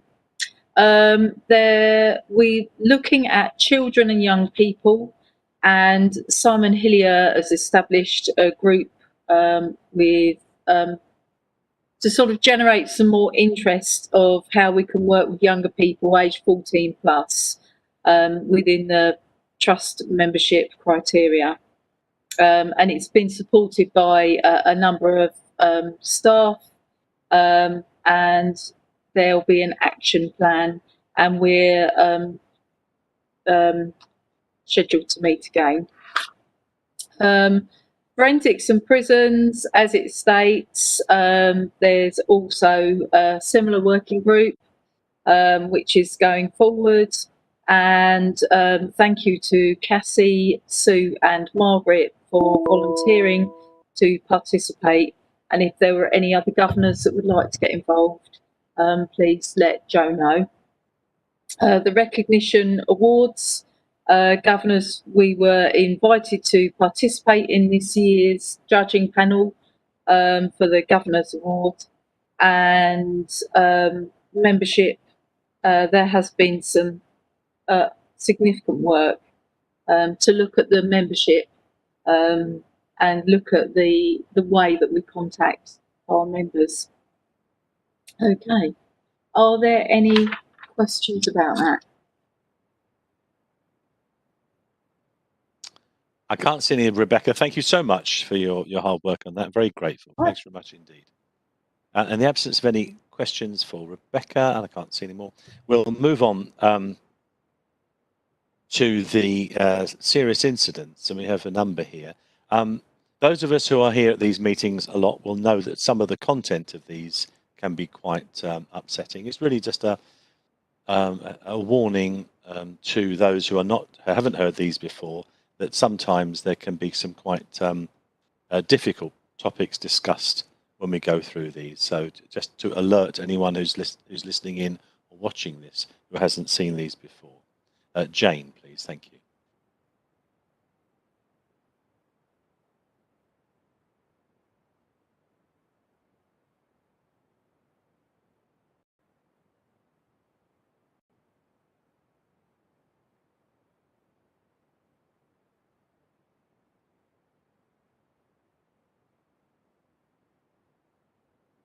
Has it been shared successfully? Yes, it has, yeah. Thank you very much.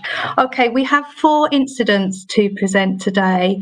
The first one was pre-COVID, and I'll go through the case and then I'll invite Stephen to comment on it. The second one I'll then present and I'll invite Michael and Suzanne to comment on it. And the final 2 were 2 that occurred during the COVID period where the investigations have been completed. And again, Suzanne provided oversight of that, so I'll invite her to comment on those as well.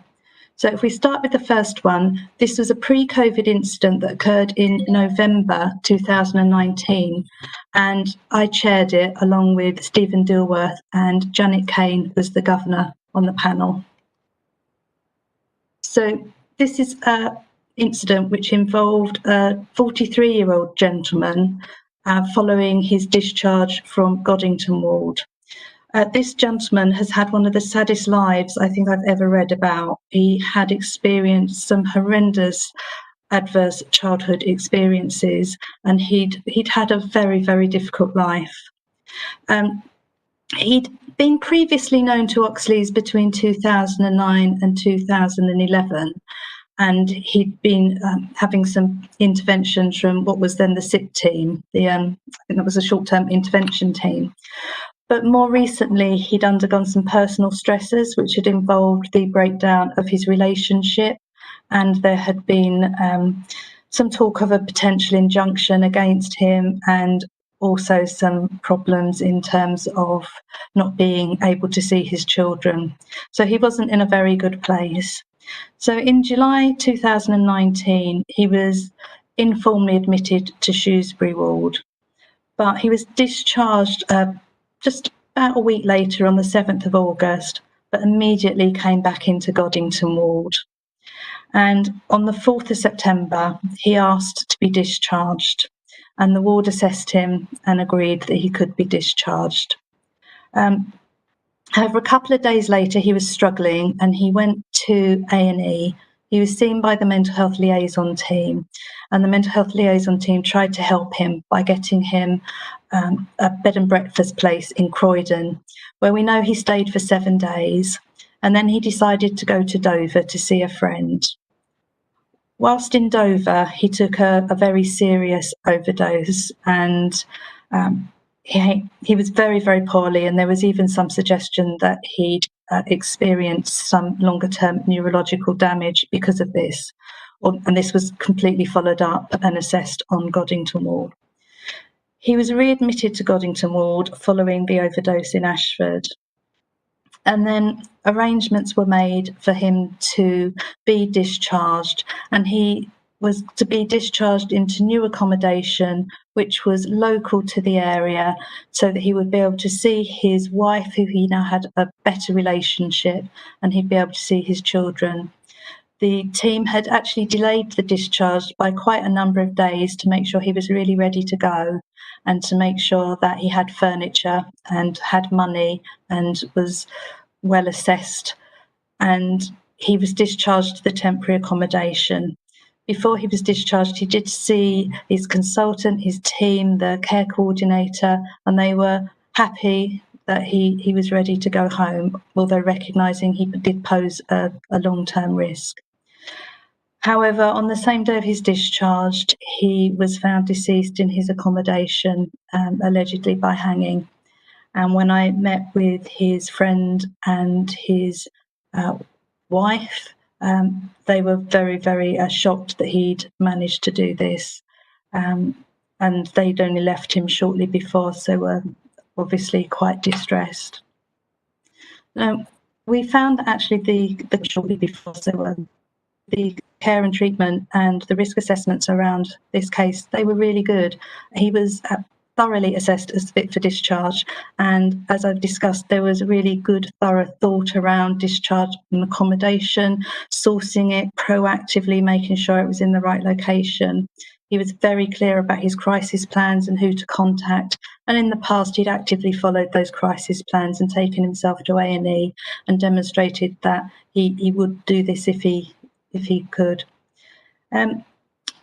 We found that although the team did have lots of discussions with him about loneliness and isolation, it wasn't well documented, and knowing that this would be a time where he would be living on his own, we wondered whether there could have been more reassurance given by the home treatment team assessing him for home visits, to actually go out to him rather than plan to telephone and then go out to visit him, so that he would know that he was definitely getting a visit. And then we did look at whether there was more of an opportunity to review the service provision for people that experienced adverse childhood experiences and related trauma that potentially give rise to personal difficulties. And following the presentation of this case to the executive, Michael Whitney did do some work about reviewing these services that we have. So we actually recommended that we couldn't make any great recommendations from this case. And there were a couple of areas for reflection around the record keeping and the documentation. So we fed back to the ward that we wanted them to ensure that all the problems were being addressed or documented in the care plan, as well as progress notes and multidisciplinary team records. We did see some really good record keeping in this case, but we would have liked to have seen more of the information in the care plans. And to ensure that the crisis, relapse and contingency plans are completed to document all the agreed plans. There was a lot of documentation in the progress notes, but if somebody had wanted to actually look at the crisis and relapse plans, they weren't in the right place. And to ensure that telephone numbers are accurately recorded on the demographic page of Rio, when the teams did try to make contact with next of kin and with the service user himself, not all of the numbers were accurate all of the time. And this has been fed back to the team, and they have acted on this. The team were very, very distressed and have received a lot of support. They made one comment of all the people that were discharged during that period, this was not somebody that they thought this would happen to. They'd taken an awful lot of time to try to support him. So they've needed a lot of ongoing support to come to terms with this incident. I'll pause there and I'll see if Stephen wants to come in, or maybe even Michael as well. Yeah, thanks, Jane. It's Stephen here. Fully support what you've said. It was an exceptionally difficult background that this patient had. Had basically got very good help and guidance from us. As you rightly say, although we've made some comments about points that needed to be documented in the care plan, there was a general feeling that the care plans were very well put together. And in fact, you'll recall that our independent member of the panel as well thought that they reflected very well comparatively against other organisations. And as you very rightly say, if there was one minor point, it was just at that point of discharge with that feeling of isolation, whether services generally could have been a little bit more supportive when he moved into some new accommodation. But nothing else to add, and nothing significant in the whole inquiry that you would say there was any major failing. Back to you. Thank you. Michael, did you want to say anything? No, thank you, Jane. I think you very comprehensively described the circumstances. Thank you. Okay, I'll move on. I'd like to ask a question, if that's all right, Jane. Of course you can, yes. Sorry, I can't see any comments because the screen's full of presentation. Okay. He had tried to commit suicide and yet was released within a month. When somebody tries to commit suicide, especially with his background, there must have been a real sense of hopelessness and no real hope for the future. And yet it only took 4 weeks to release him. That kind of flags up something to me. And I'm surprised that there wasn't more done to be put in place before he was released. And that's no criticism, because I know that everybody does their best. I just wonder if the system maybe needs looking at, because if somebody's had child abuse and that trauma is still with them, which it obviously is if he's trying to kill himself, I think there needs to be more in-depth work and support. In this case, there was excellent record keeping, and following his readmission, following his overdose, there was some exemplary recordings of conversations from psychological assessments with very experienced psychologists, and also a fantastic entry by it was a doctor who'd assessed him, a duty doctor, one evening, I believe. And during the conversations, and what is documented in the records, there was some reflection from him, and there were lots of comments about futuristic thinking, and they were very thorough over the 4 weeks that he was there in trying to make sure that he was safe to discharge. They were very thorough in the last 3 days that he was there. He'd asked to go several times and they'd encouraged him not to, so that they could assess him for a bit longer.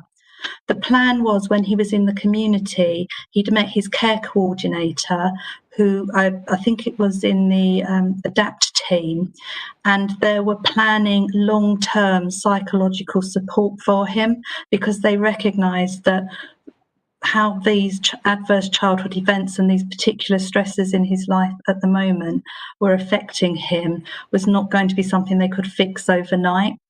And I think this is just a really difficult example of a case where a team tried their hardest, and they've tried to do a really good risk assessment and mitigate any of the concerns.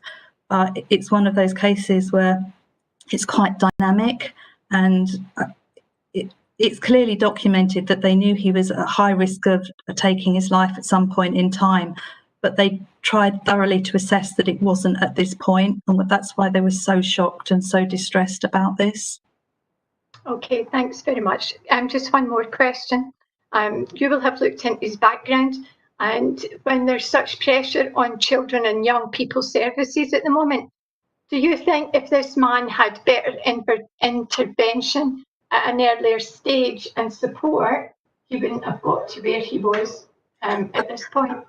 I think this is very difficult to comment, because if my recollection is correct, he grew up in New Zealand. Right. And thank you. So there was some challenges around that. But yes, I do think we have to really think about the early years of people and what we do to support them, with being very mindful of the long-term impact of adverse childhood events and experiences. Okay, thanks very much. Thanks for what the team have been doing. Thank you. Thank you. Sorry, Okay. Jane, can I just ask a quick one as well? Yes. So as a patient or service user that had been identified as being at high risk of suicide, was there anything that was identified or recommendations that were identified that could have been put in place to prevent him from making the fateful ligature in the end? It's very difficult to speculate or say with hindsight. We can only sort of assess what we've seen from interviewing the staff and from reviewing the records. And they were very thorough in their assessment of him.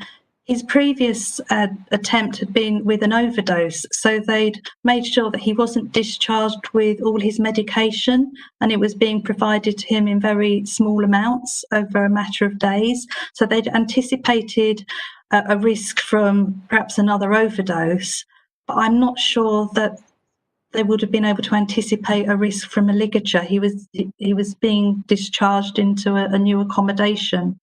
And not knowing the accommodation he was in, but was there an assessment done of the rooms that reviewed actually what were there ligature points within the rooms that actually needed addressing, as they do within most of the inpatient units that we have? Well, he was discharged to accommodation which was provided by the local authority. It was a privately rented flat that he was moving into, so it wouldn't really be possible to assess or manage any of the ligatures there. But he wasn't assessed as having a particular risk in that area, from what I recall. Thanks. Okay, are there any other questions on this case? No, I'll move on then. So the second inquiry was chaired by Michael Whitney, and the NED was Suzanne Shale, and our governor was Sue Salter. And this incident happened in February 2020, and it was on the cusp of COVID.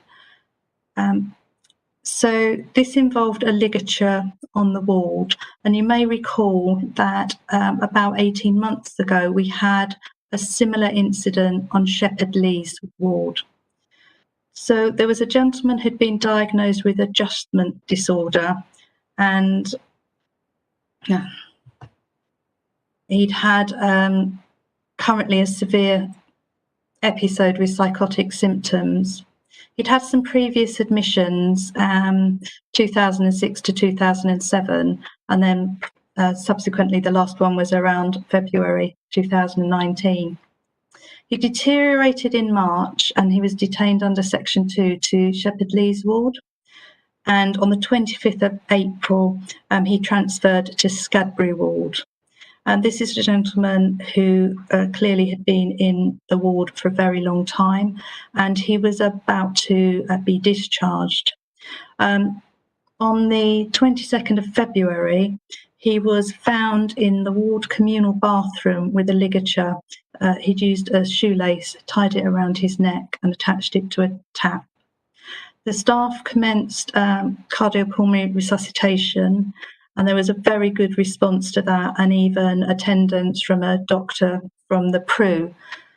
The gentleman was transferred to ITU, and he died on the 27th of February, which is very sad.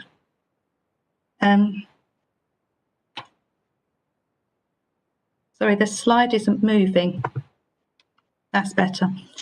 So the inquiry was very thorough and noted that there were some recommendations. So patients' engagement in treatment must include all aspects of the treatment on the ward. And if the patient isn't engaging in a treatment plan, really important it's given consideration by the MDT. And questions arise for, sorry, my screen is going really fuzzy at the moment. I'm just trying to get the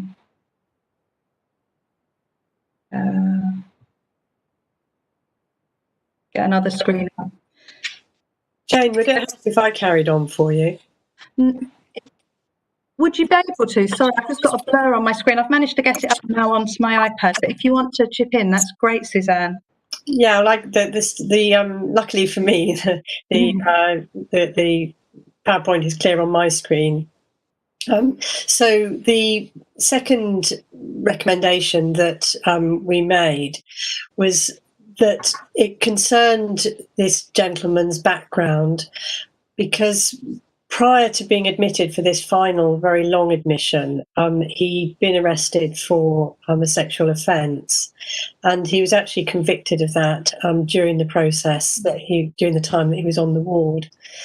And one of the difficulties for the staff on older adult wards is that they don't very frequently have to deal with people where we know there's a recent sexual offence. And we thought that they could have benefited from being able to draw on other experience in the trust to provide him with the best care. And it might be helpful to say that they faced a real dilemma around whether to talk with him about this sexual offence, given that he was very reluctant to and didn't want to initiate that conversation, whether to have that discussion with him while he was still very unwell and on the ward, or whether that discussion should start after he'd left the ward and gone to live in the community. So it was a very difficult dilemma for them, and we felt that they would have benefited from being able to access some of the guidance in the trust that is there in our kind of forensic services. We did think as a panel that the psychology resource on the ward was quite limited. So I can't remember the exact figure at the moment. I mean, my recollection, and Michael Whitney might correct this, is that the qualified psychologist was on the ward for no more than a day a week, and regarded her role as being to help the ward staff to adopt a more psychological approach. She also supervised a psychology trainee who did a little bit of work with this gentleman, but we did think that the psychology resource should be reviewed and potentially increased. I would do that, Suzanne. That was a comment we made at the time, and the psychologist herself felt that more time would have been used more beneficial. Yeah. So the other thing which came up was around the ward ligature audit, because as people will have heard, this gentleman was able to endeavour to take his own life in a communal bathroom, which had ligature risks in it. Now, the problem with the ward as a whole is that there are some rooms which are ligature proofed and there are other rooms which are not, including the communal bathroom. And where patients are viewed as high risk, they'll be accommodated in one of the ligature proofed rooms. But that means that patients with a lower risk, or judged to have a lower risk, do have access to let's say this communal bathroom or their own bathroom, which is not ligature proofed.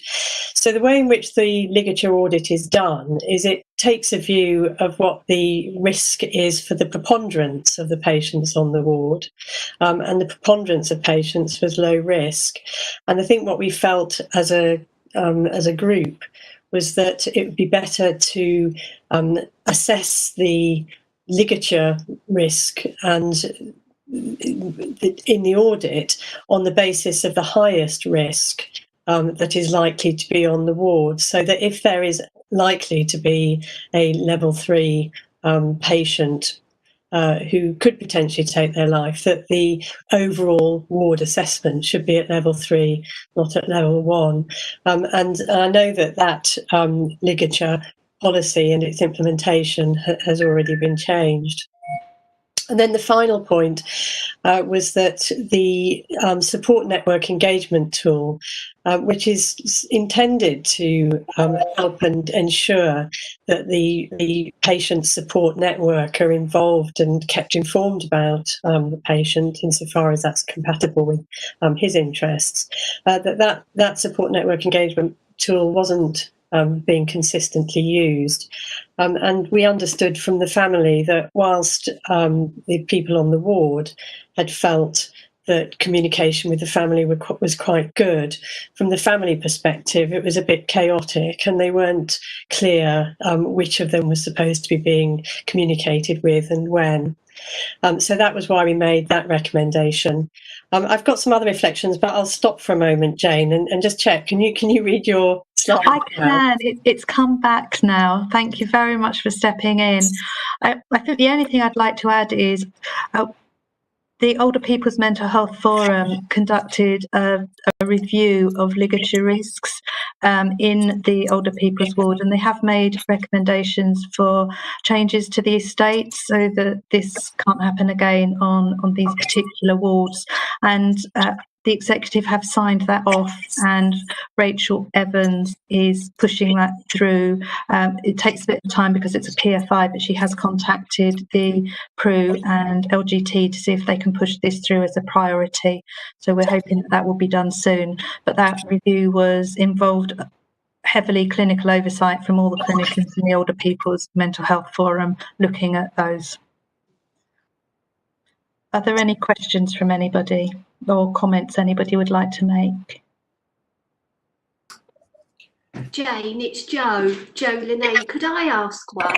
Of course you can, Jo. Jane, could I ask, have I understood this correctly, that the conviction wasn't thought wasn't discussed with the patient, but a discharge sort of was? So was kind of the discharge, sort of plans shared with the patient, but actually the conviction wasn't discussed and the results of the conviction? Jane, do you want me to answer this one? Oh, yes, please. Sure. This is one of the, as Suzanne pointed out, this is one of the things that was a bit challenging in this circumstance. As you might expect, in an older people's ward, the staff perhaps aren't as adept at working with people who have committed this sort of an offence. In an adult mental health patient ward, or perhaps in a forensic setting, of course, the staff are much more used to dealing with this kind of difficulty. But they didn't have the requisites, I suppose, breadth of understanding of the difficulties to actually help the patient address the difficulties that arose as a consequence of his offence. So it wasn't something that was really tackled, and that's why we make those comments about the support that needs to be provided to staff when they are presented with these sorts of patients, just to help them a bit more, with a bit more support around understanding these difficulties. Thank you. Thank you. Hi, it's Fraser. Do you mind if I just ask a follow-on question to that? And apologies, I feel like I'm asking a lot of questions today. But is there a point at which, when we're assessing a patient arriving, that we would get to the point of actually saying we don't actually have the suitable skills or facilities to be able to look after this patient and we need to move them to somewhere else? And I'm just thinking that a few years ago when I was working on some projects at Bethlehem, for instance, they had a ward there that had quite a few sex offenders in. And so they were quite used to dealing with different kinds of acute, of criminal activity of a similar nature. And I just wondered if we ever get to that point of saying, actually, we can't treat this person. A thought was given to that, of course. Excuse me, Fraser. But the patient, of course, wasn't detained, and so there were limited options as to what we could do, and there was no sense that he had reached a level of forensic, a threshold for forensic admission. So he was in the right place. We thought that the staff could have just perhaps had a bit more support, and had they had that support, that might have helped a bit as well. Jane, can I ask? Yes, of course. Because I guess my thoughts and reflection really is it depends what, I guess, sentence the court's imposed. Because that would have been a factor as well. And I'm not interested in discussing it really. I just thought I was reflecting on it because that would have guided the care post-conviction. Yes, the detail of that, of course, I can't quite remember all the detail of that, but there was no sense that he was sentenced to this. He was sentenced to the forensic section or anything like that. I think the sentence was a community sentence or some level of input like that. Michael, can I add to that, Michael? This is Abi Fadiba. I'm one of the old age consultants. He wasn't given a custodial sentence for the offence, and they didn't even recommend any kind of program via the criminal justice system either. That's correct. I recall reading that the other day when I had a look at the case.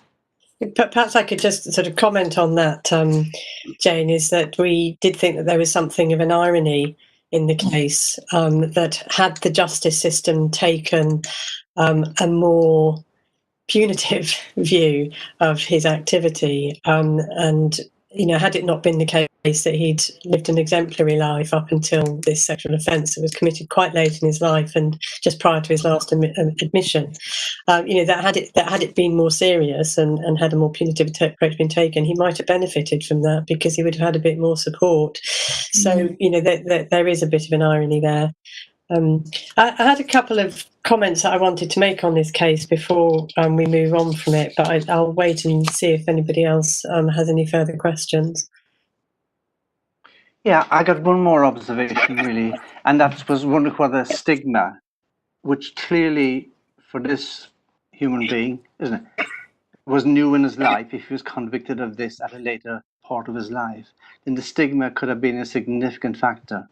Yes. And I'm just wondering whether there was any thoughts on understanding that potential stigma. Yes, John, I think you're absolutely right. I think that the patient himself was deeply humiliated, really, by what had happened, as was his family.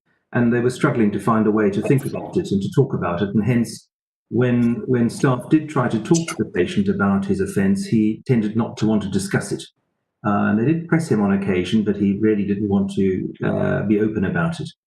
Through, I think, reasons of feeling anxious and embarrassed, which is unfortunate. Yeah. Your question. It's Yvonne here. We had a previous case where somebody unfortunately managed to use a dressing gown belt as a ligature, and in this case it was a shoelace. To what extent are things like that restricted on our wards? We do have individual risk assessments. We don't have blanket bans on the wards in terms of removing ligature risks, but individuals are assessed, and anything that is found to be contraband or unhelpful to the individual are restricted to them. So in this case, we didn't consider him a risk? So, Yvonne, this was very late in his admission. He was technically, about to be discharged from the ward. His mental state had improved significantly. He had already been through the court, and following the sentence, which was, as colleagues have pointed out, was non-custodial, and there was very light touch approach taken. He was very relieved, and his mood improved significantly. He had previously had his laces taken from him because there were concerns about that. And indeed, he was wearing, he wasn't wearing shoes with laces so we weren't quite sure where he had got the lace from.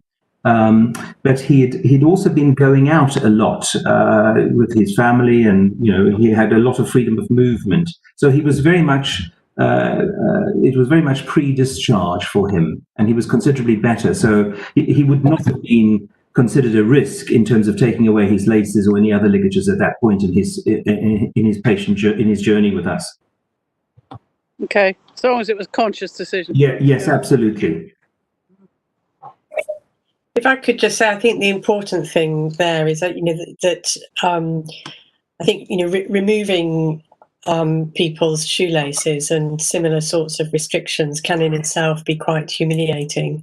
And so I'm supportive of the notion that there shouldn't be a blanket ban on these things.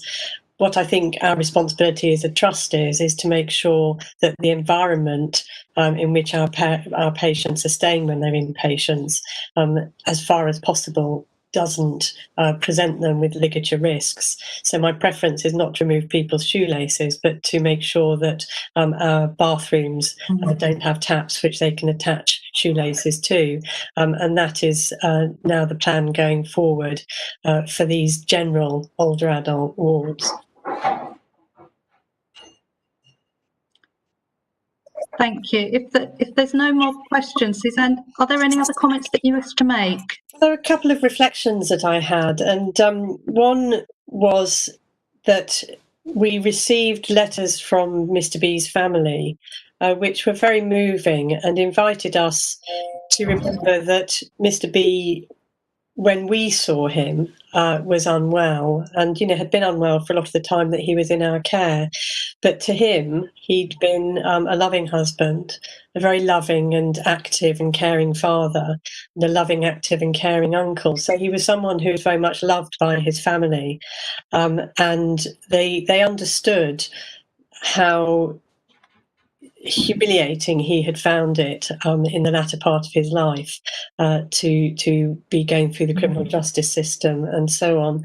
I think the thing that they invited us to do, and this is partly why that recommendation is included in the report, is to consider whether as a trust we did draw on the full expertise that we have of caring for patients with a forensic history.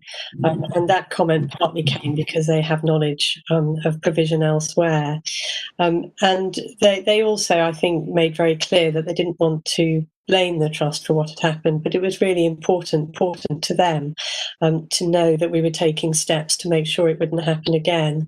And I think that, for that reason, these issues, particularly around the ligature proofing, is important. The other thing that I just wanted to also add is that because we had I think that the very last face-to-face meeting I had in the trust was the meeting to discuss this particular case, which was in March, and we subsequently did the interviews online. Now, it was a very interesting experience, and I think it's worth reflecting that it's hard for staff to be on the end of a serious incident investigation. And in the context of doing a face-to-face interview, one can communicate that what you're trying to do is to understand what has gone wrong and to, if anything, and to make sure that we identify ways for preventing it happening again, if that's possible, and that we're not there to run a kind of blame exercise on the staff. But they are necessarily, I think, and understandably defensive.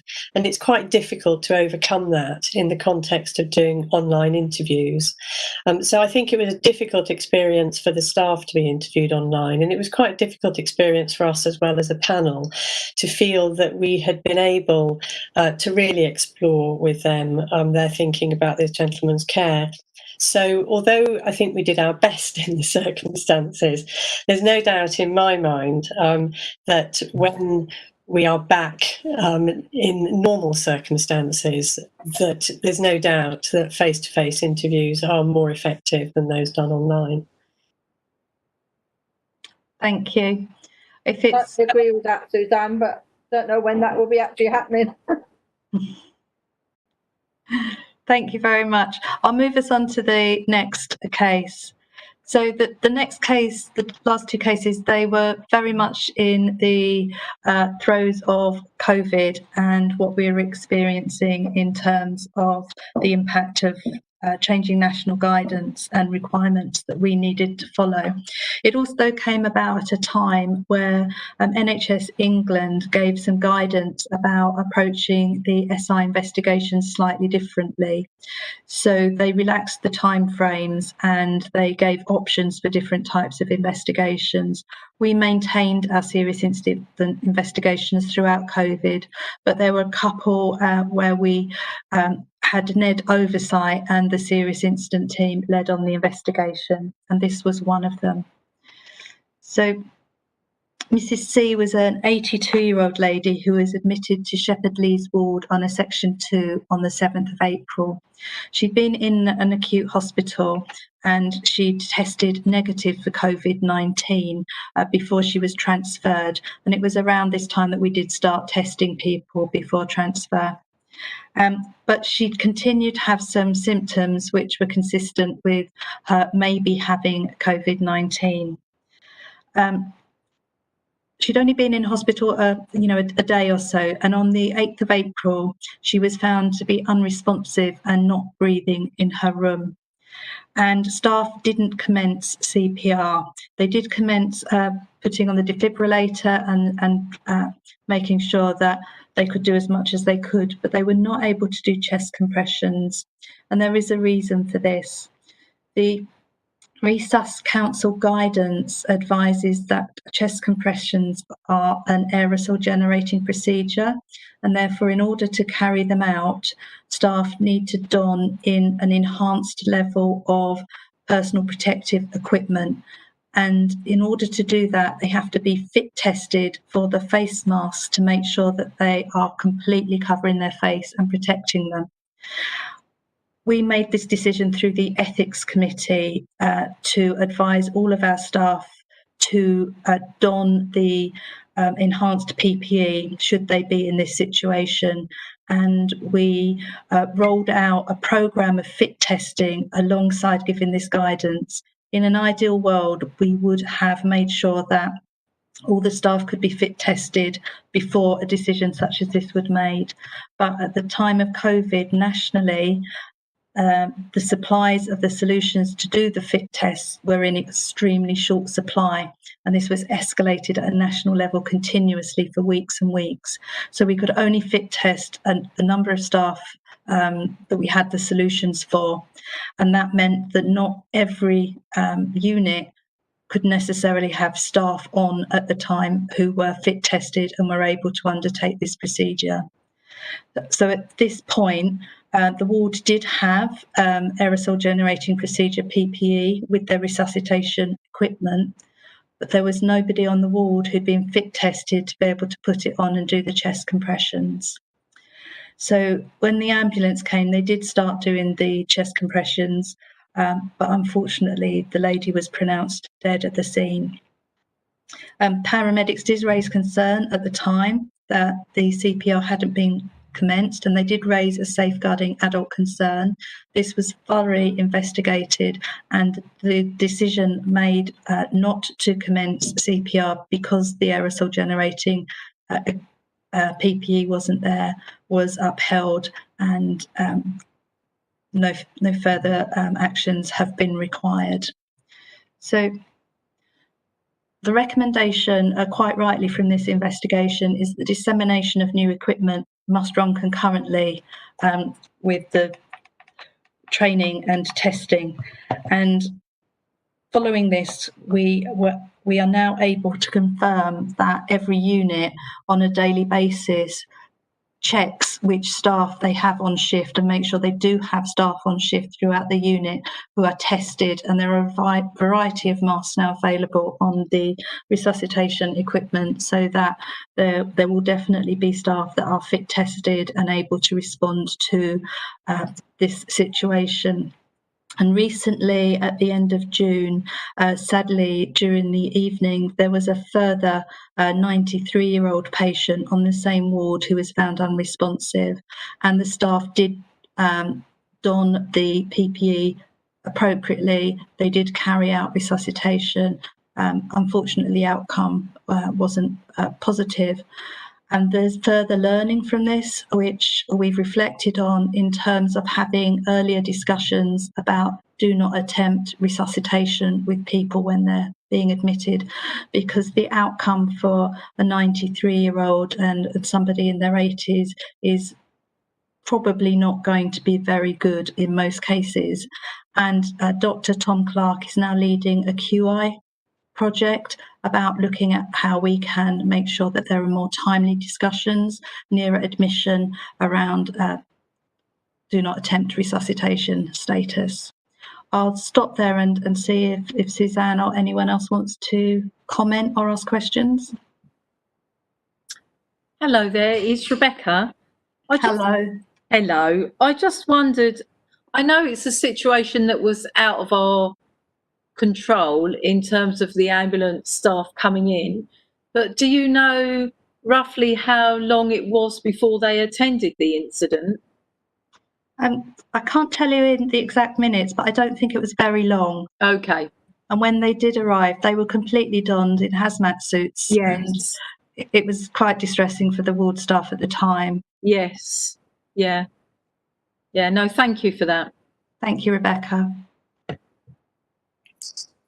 So, Jane, I'm just wondering, Steve here. Hello. Hi. Was there any underlying issues that the lady or both these people had prior to coming onto Shepherd's Lees at all that you're aware of? at the time? Because of their age, they had a multitude of long-term conditions and comorbidities. So neither of them were in great health, if I'm honest. Okay.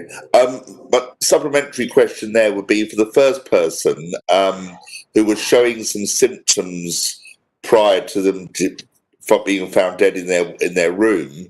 Would they not been better being sent to a mainstream hospital where they might have got the better care at the time that they could have possibly needed? I think the lady had been discharged. She'd been to A&E. Her symptoms were very mild, and she'd had a negative COVID test, and there wasn't a reason for her. She wasn't acutely unwell. So I think if the pressures on the hospital at the time. Jane, can I interject? This is Abby Fadipe. She was actually transferred from the acute hospital. She was transferred from the ward at Queen Elizabeth Hospital.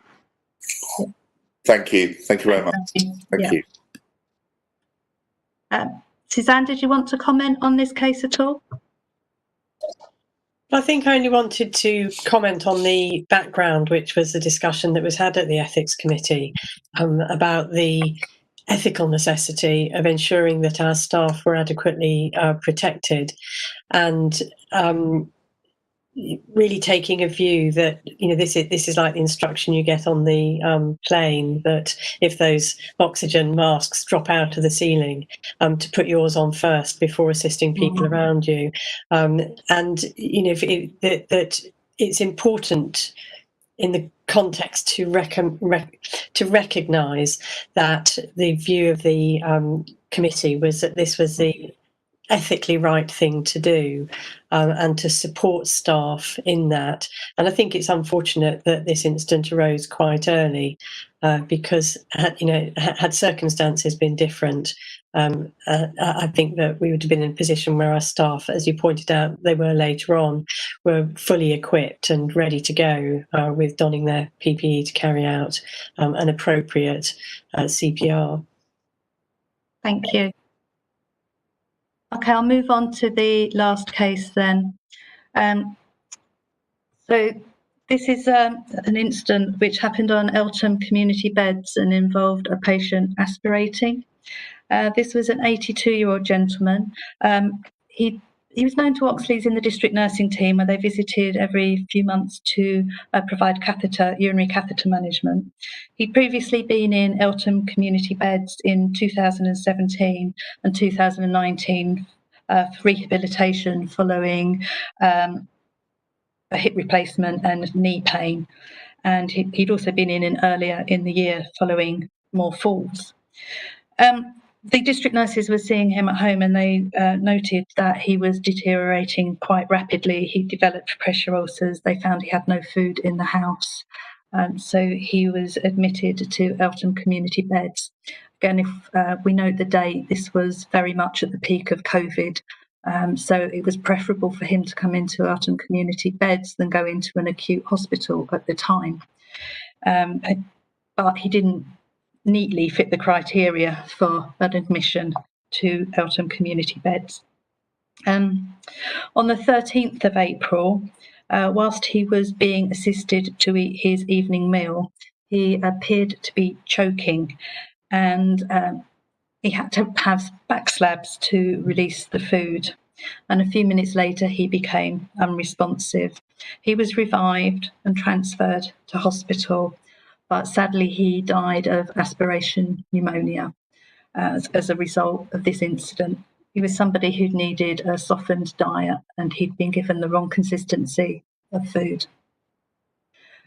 So the recommendations from the review were that care plans must be completed for all patients on the unit, and this is to include anything specific to risks of harm, including the diet and nutrition. And that all staff on the unit must receive training on dysphagia, and their competencies must be assessed. The staff on the unit had previously received training on it was guidance that was published last year, but there's quite high staff turnover on that unit, and obviously the training hadn't been embedded in their practice. and the management team to review the current working practices and review current support systems in order to improve communication and team working. And I think it was very much noted by the panel, which I think Suzanne will comment on, that the team wasn't working particularly well in terms of communicating either at the time of the incident or communicating about the care needs of this particular gentleman. So I'll pause there and see if Suzanne wants to add anything. I think the only thing to add, Jane, is that I reviewed this report after the interviews had been done by our patient safety team and after they'd had specialist advice from other members of the panel. And the point that I felt we really needed to think about was not just what the individual staff had done in the circumstances, but what some of the systems were in Eltham community beds to ensure that the staff were working under clear systems and with clear management. And my understanding is that that's very much the way in which the work has been taken forward to recognise that this is, a systems issue as much as something to do with individual staff and their communication practices.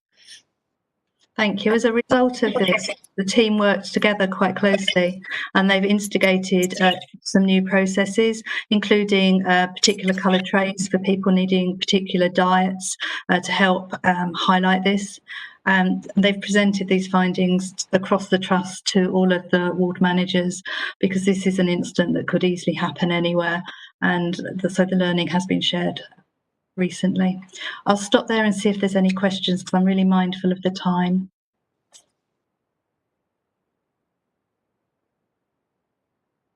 No questions? Shall I end there then? Thank you. Thank you, Jane, and thank you everyone who took part in those investigations. There are clearly a lot of lessons to be learned from all four of those, and one of the things that we do as a board is make sure there are follow-ups to these to ensure that those lessons have been learned, because there's clearly not a lot of matters that have cropped up here which have caused us some considerable disquiet. And I'm grateful for the governors for the thorough oversight they give to these matters. I think these are one of the most vital things we do as a board and as a council of governors. And thank you very much for everyone who's participated in that. Are there any further questions on that at all? If not, we'll move on, please, to Sally and the updates, please, as far as the board is concerned, and the Oxleas Foundation Trust Constitution. Thank you, Andy. So this is a proposal to update our trust constitution in a number of areas. We need to make sure that the trust constitution is kept up to date, so we review it periodically. And we would have also been approached by the South East London Clinical Commissioning Group, which now represents 6 clinical commissioning groups across the South East, about becoming part of the Council of Governors. So therefore, this has taken forward that suggestion by creating an additional governor role on the Council of Governors to represent the South East London Clinical Commissioning Group. Several other foundation trusts do have a clinical commissioning group on their councils, and they've found it a useful way of improving connection and engagement between the organisations. So therefore, we are proposing that we would do this and create an additional appointed role for the South East London Clinical Commissioning Group. The other proposals are to just update the reference to the London Borough of Greenwich to recognise their title, the Royal Borough of Greenwich. And the final recommendation proposal is to update how we advertise our meetings of the Council of Governors, as the way that newspapers circulation has changed and the higher use of social media, so that we would are suggesting that rather than advertising through local newspapers, that we use Trust website and social media to make sure that people know that we are meeting and how they can take part in our meetings.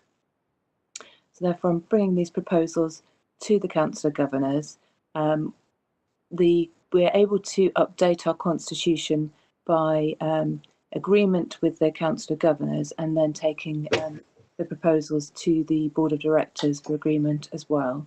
And if both bodies agree, then we can make such changes to the constitution, particularly because they don't change the duties or the role of the Council of Governors. Does anybody have any questions? Could I make a comment? It's Richard here. First one, it's a pedantic point, which I should have noticed when you first showed me this paper, Sally. I suspect the phraseology dates back to when Oxleas was set up, but as with the London Borough of Bromley, Bexley now refers to itself as the London Borough of Bexley, and I wonder if that change could possibly be made. Certainly, I'm happy to have that proposal.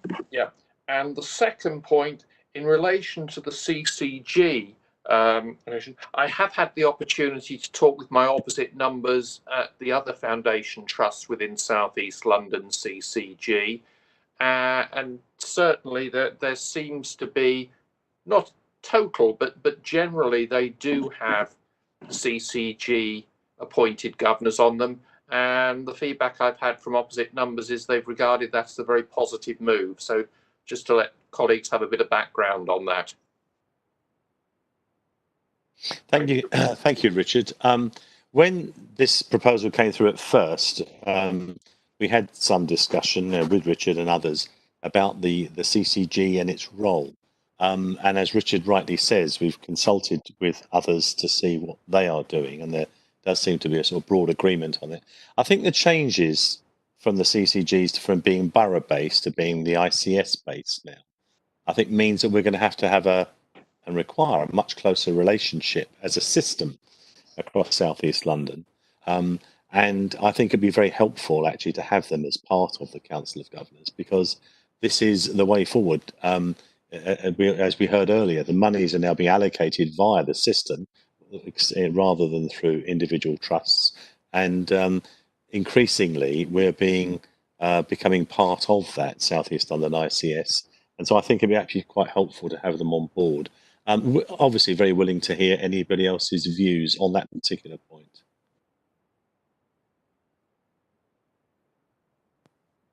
In the absence of any concerns, we've got three things on there.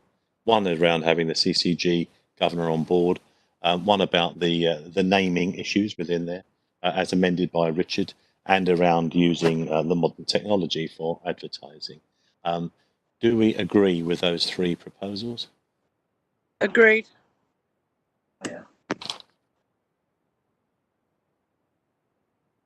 Agree. Agree. Thank you very much indeed. I think we're agreed on that. One point, the next meeting, I asked that we can move that from the afternoon of the same date, but to the morning, if colleagues will agree. The next meeting in the afternoon does clash with something that would take both Matthew and Richard away, and I would very much like them both to be at the next meeting. So unless there's any strong objections I'm asking that we take that through to the morning. Would that be about 10, Sally? Would that give us sufficient time? And if colleagues are in agreement with that, then we'll do that. A couple of points from me before we pack up. Steve James, as you know, sits on Lewisham and Greenwich board as well as ours, and that's been turning into being really useful, and it's helping us to develop our partnership, I think, with Lewisham and Greenwich considerably, to see it from two perspectives.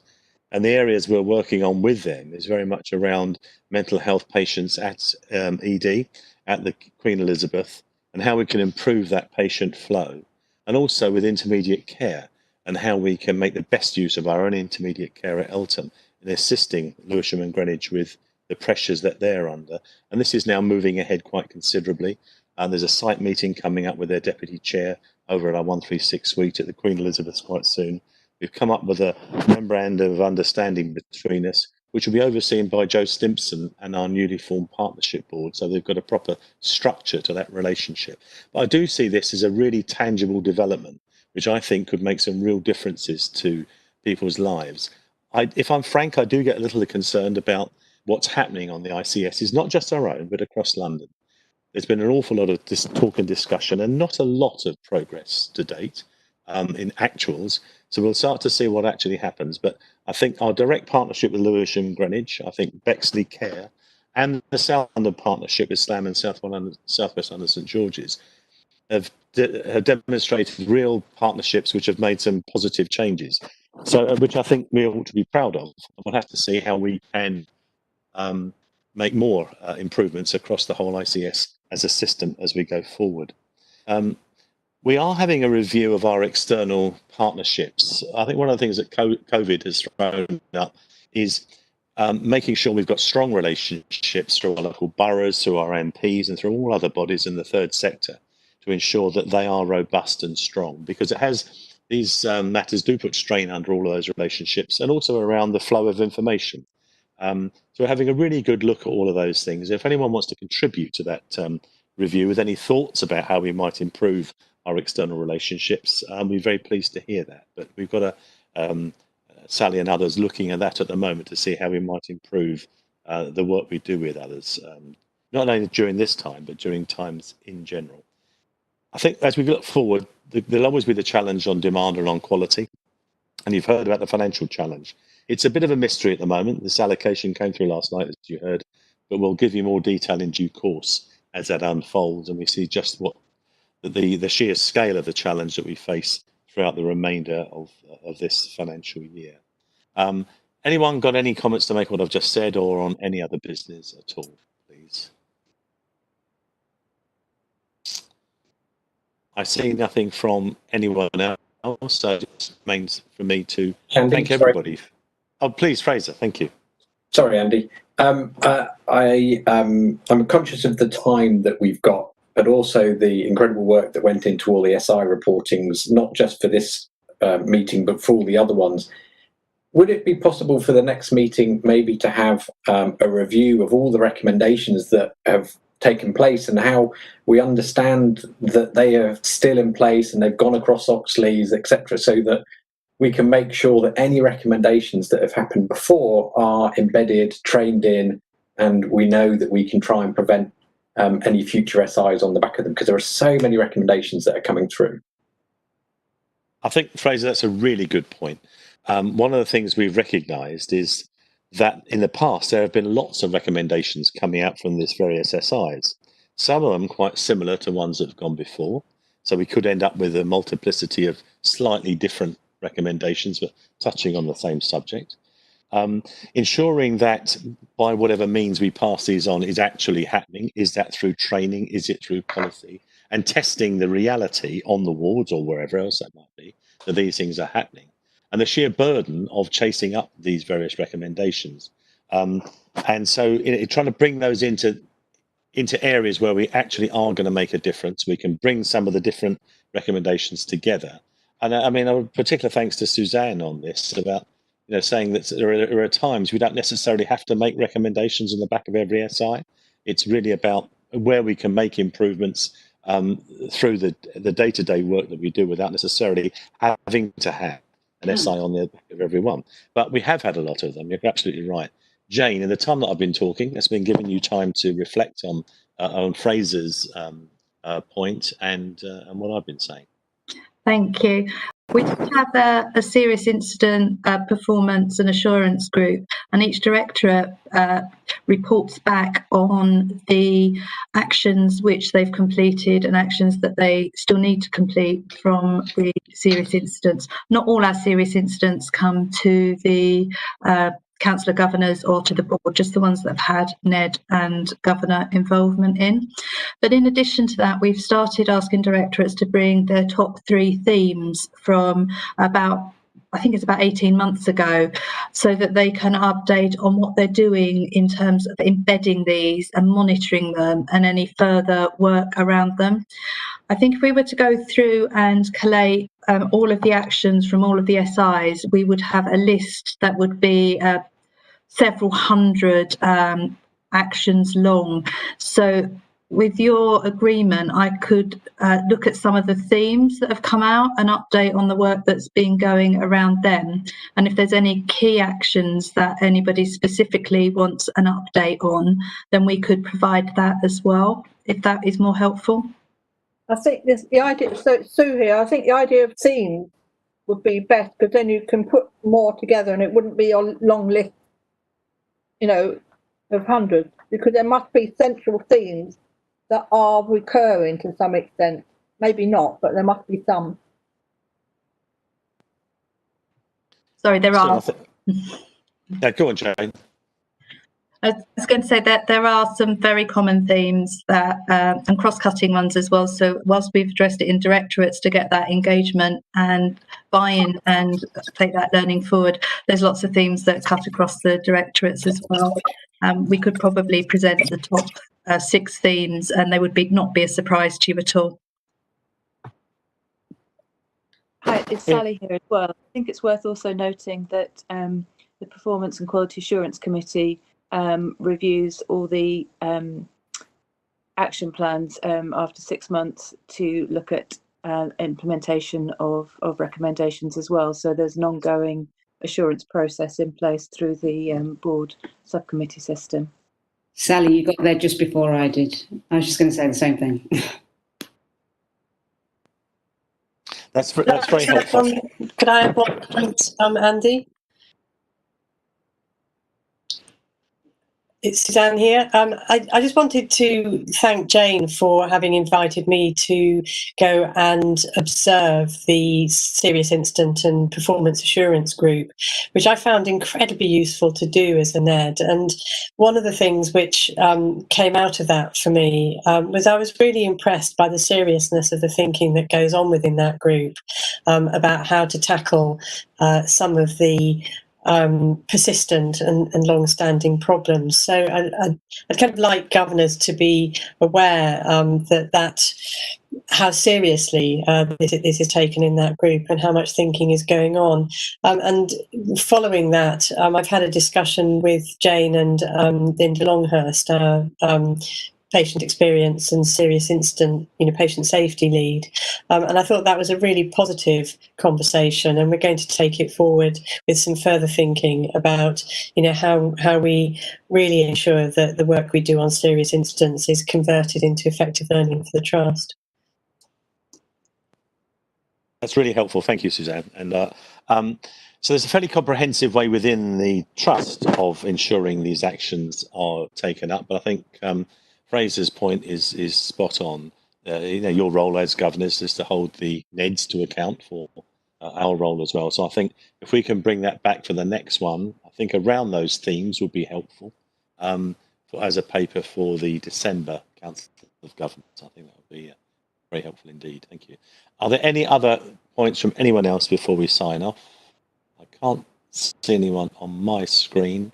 If not, it just remains me to thank you very much. A long meeting, I know, but thank you so much for all your efforts and energy for this meeting and your interest in all of the topics that cropped up today.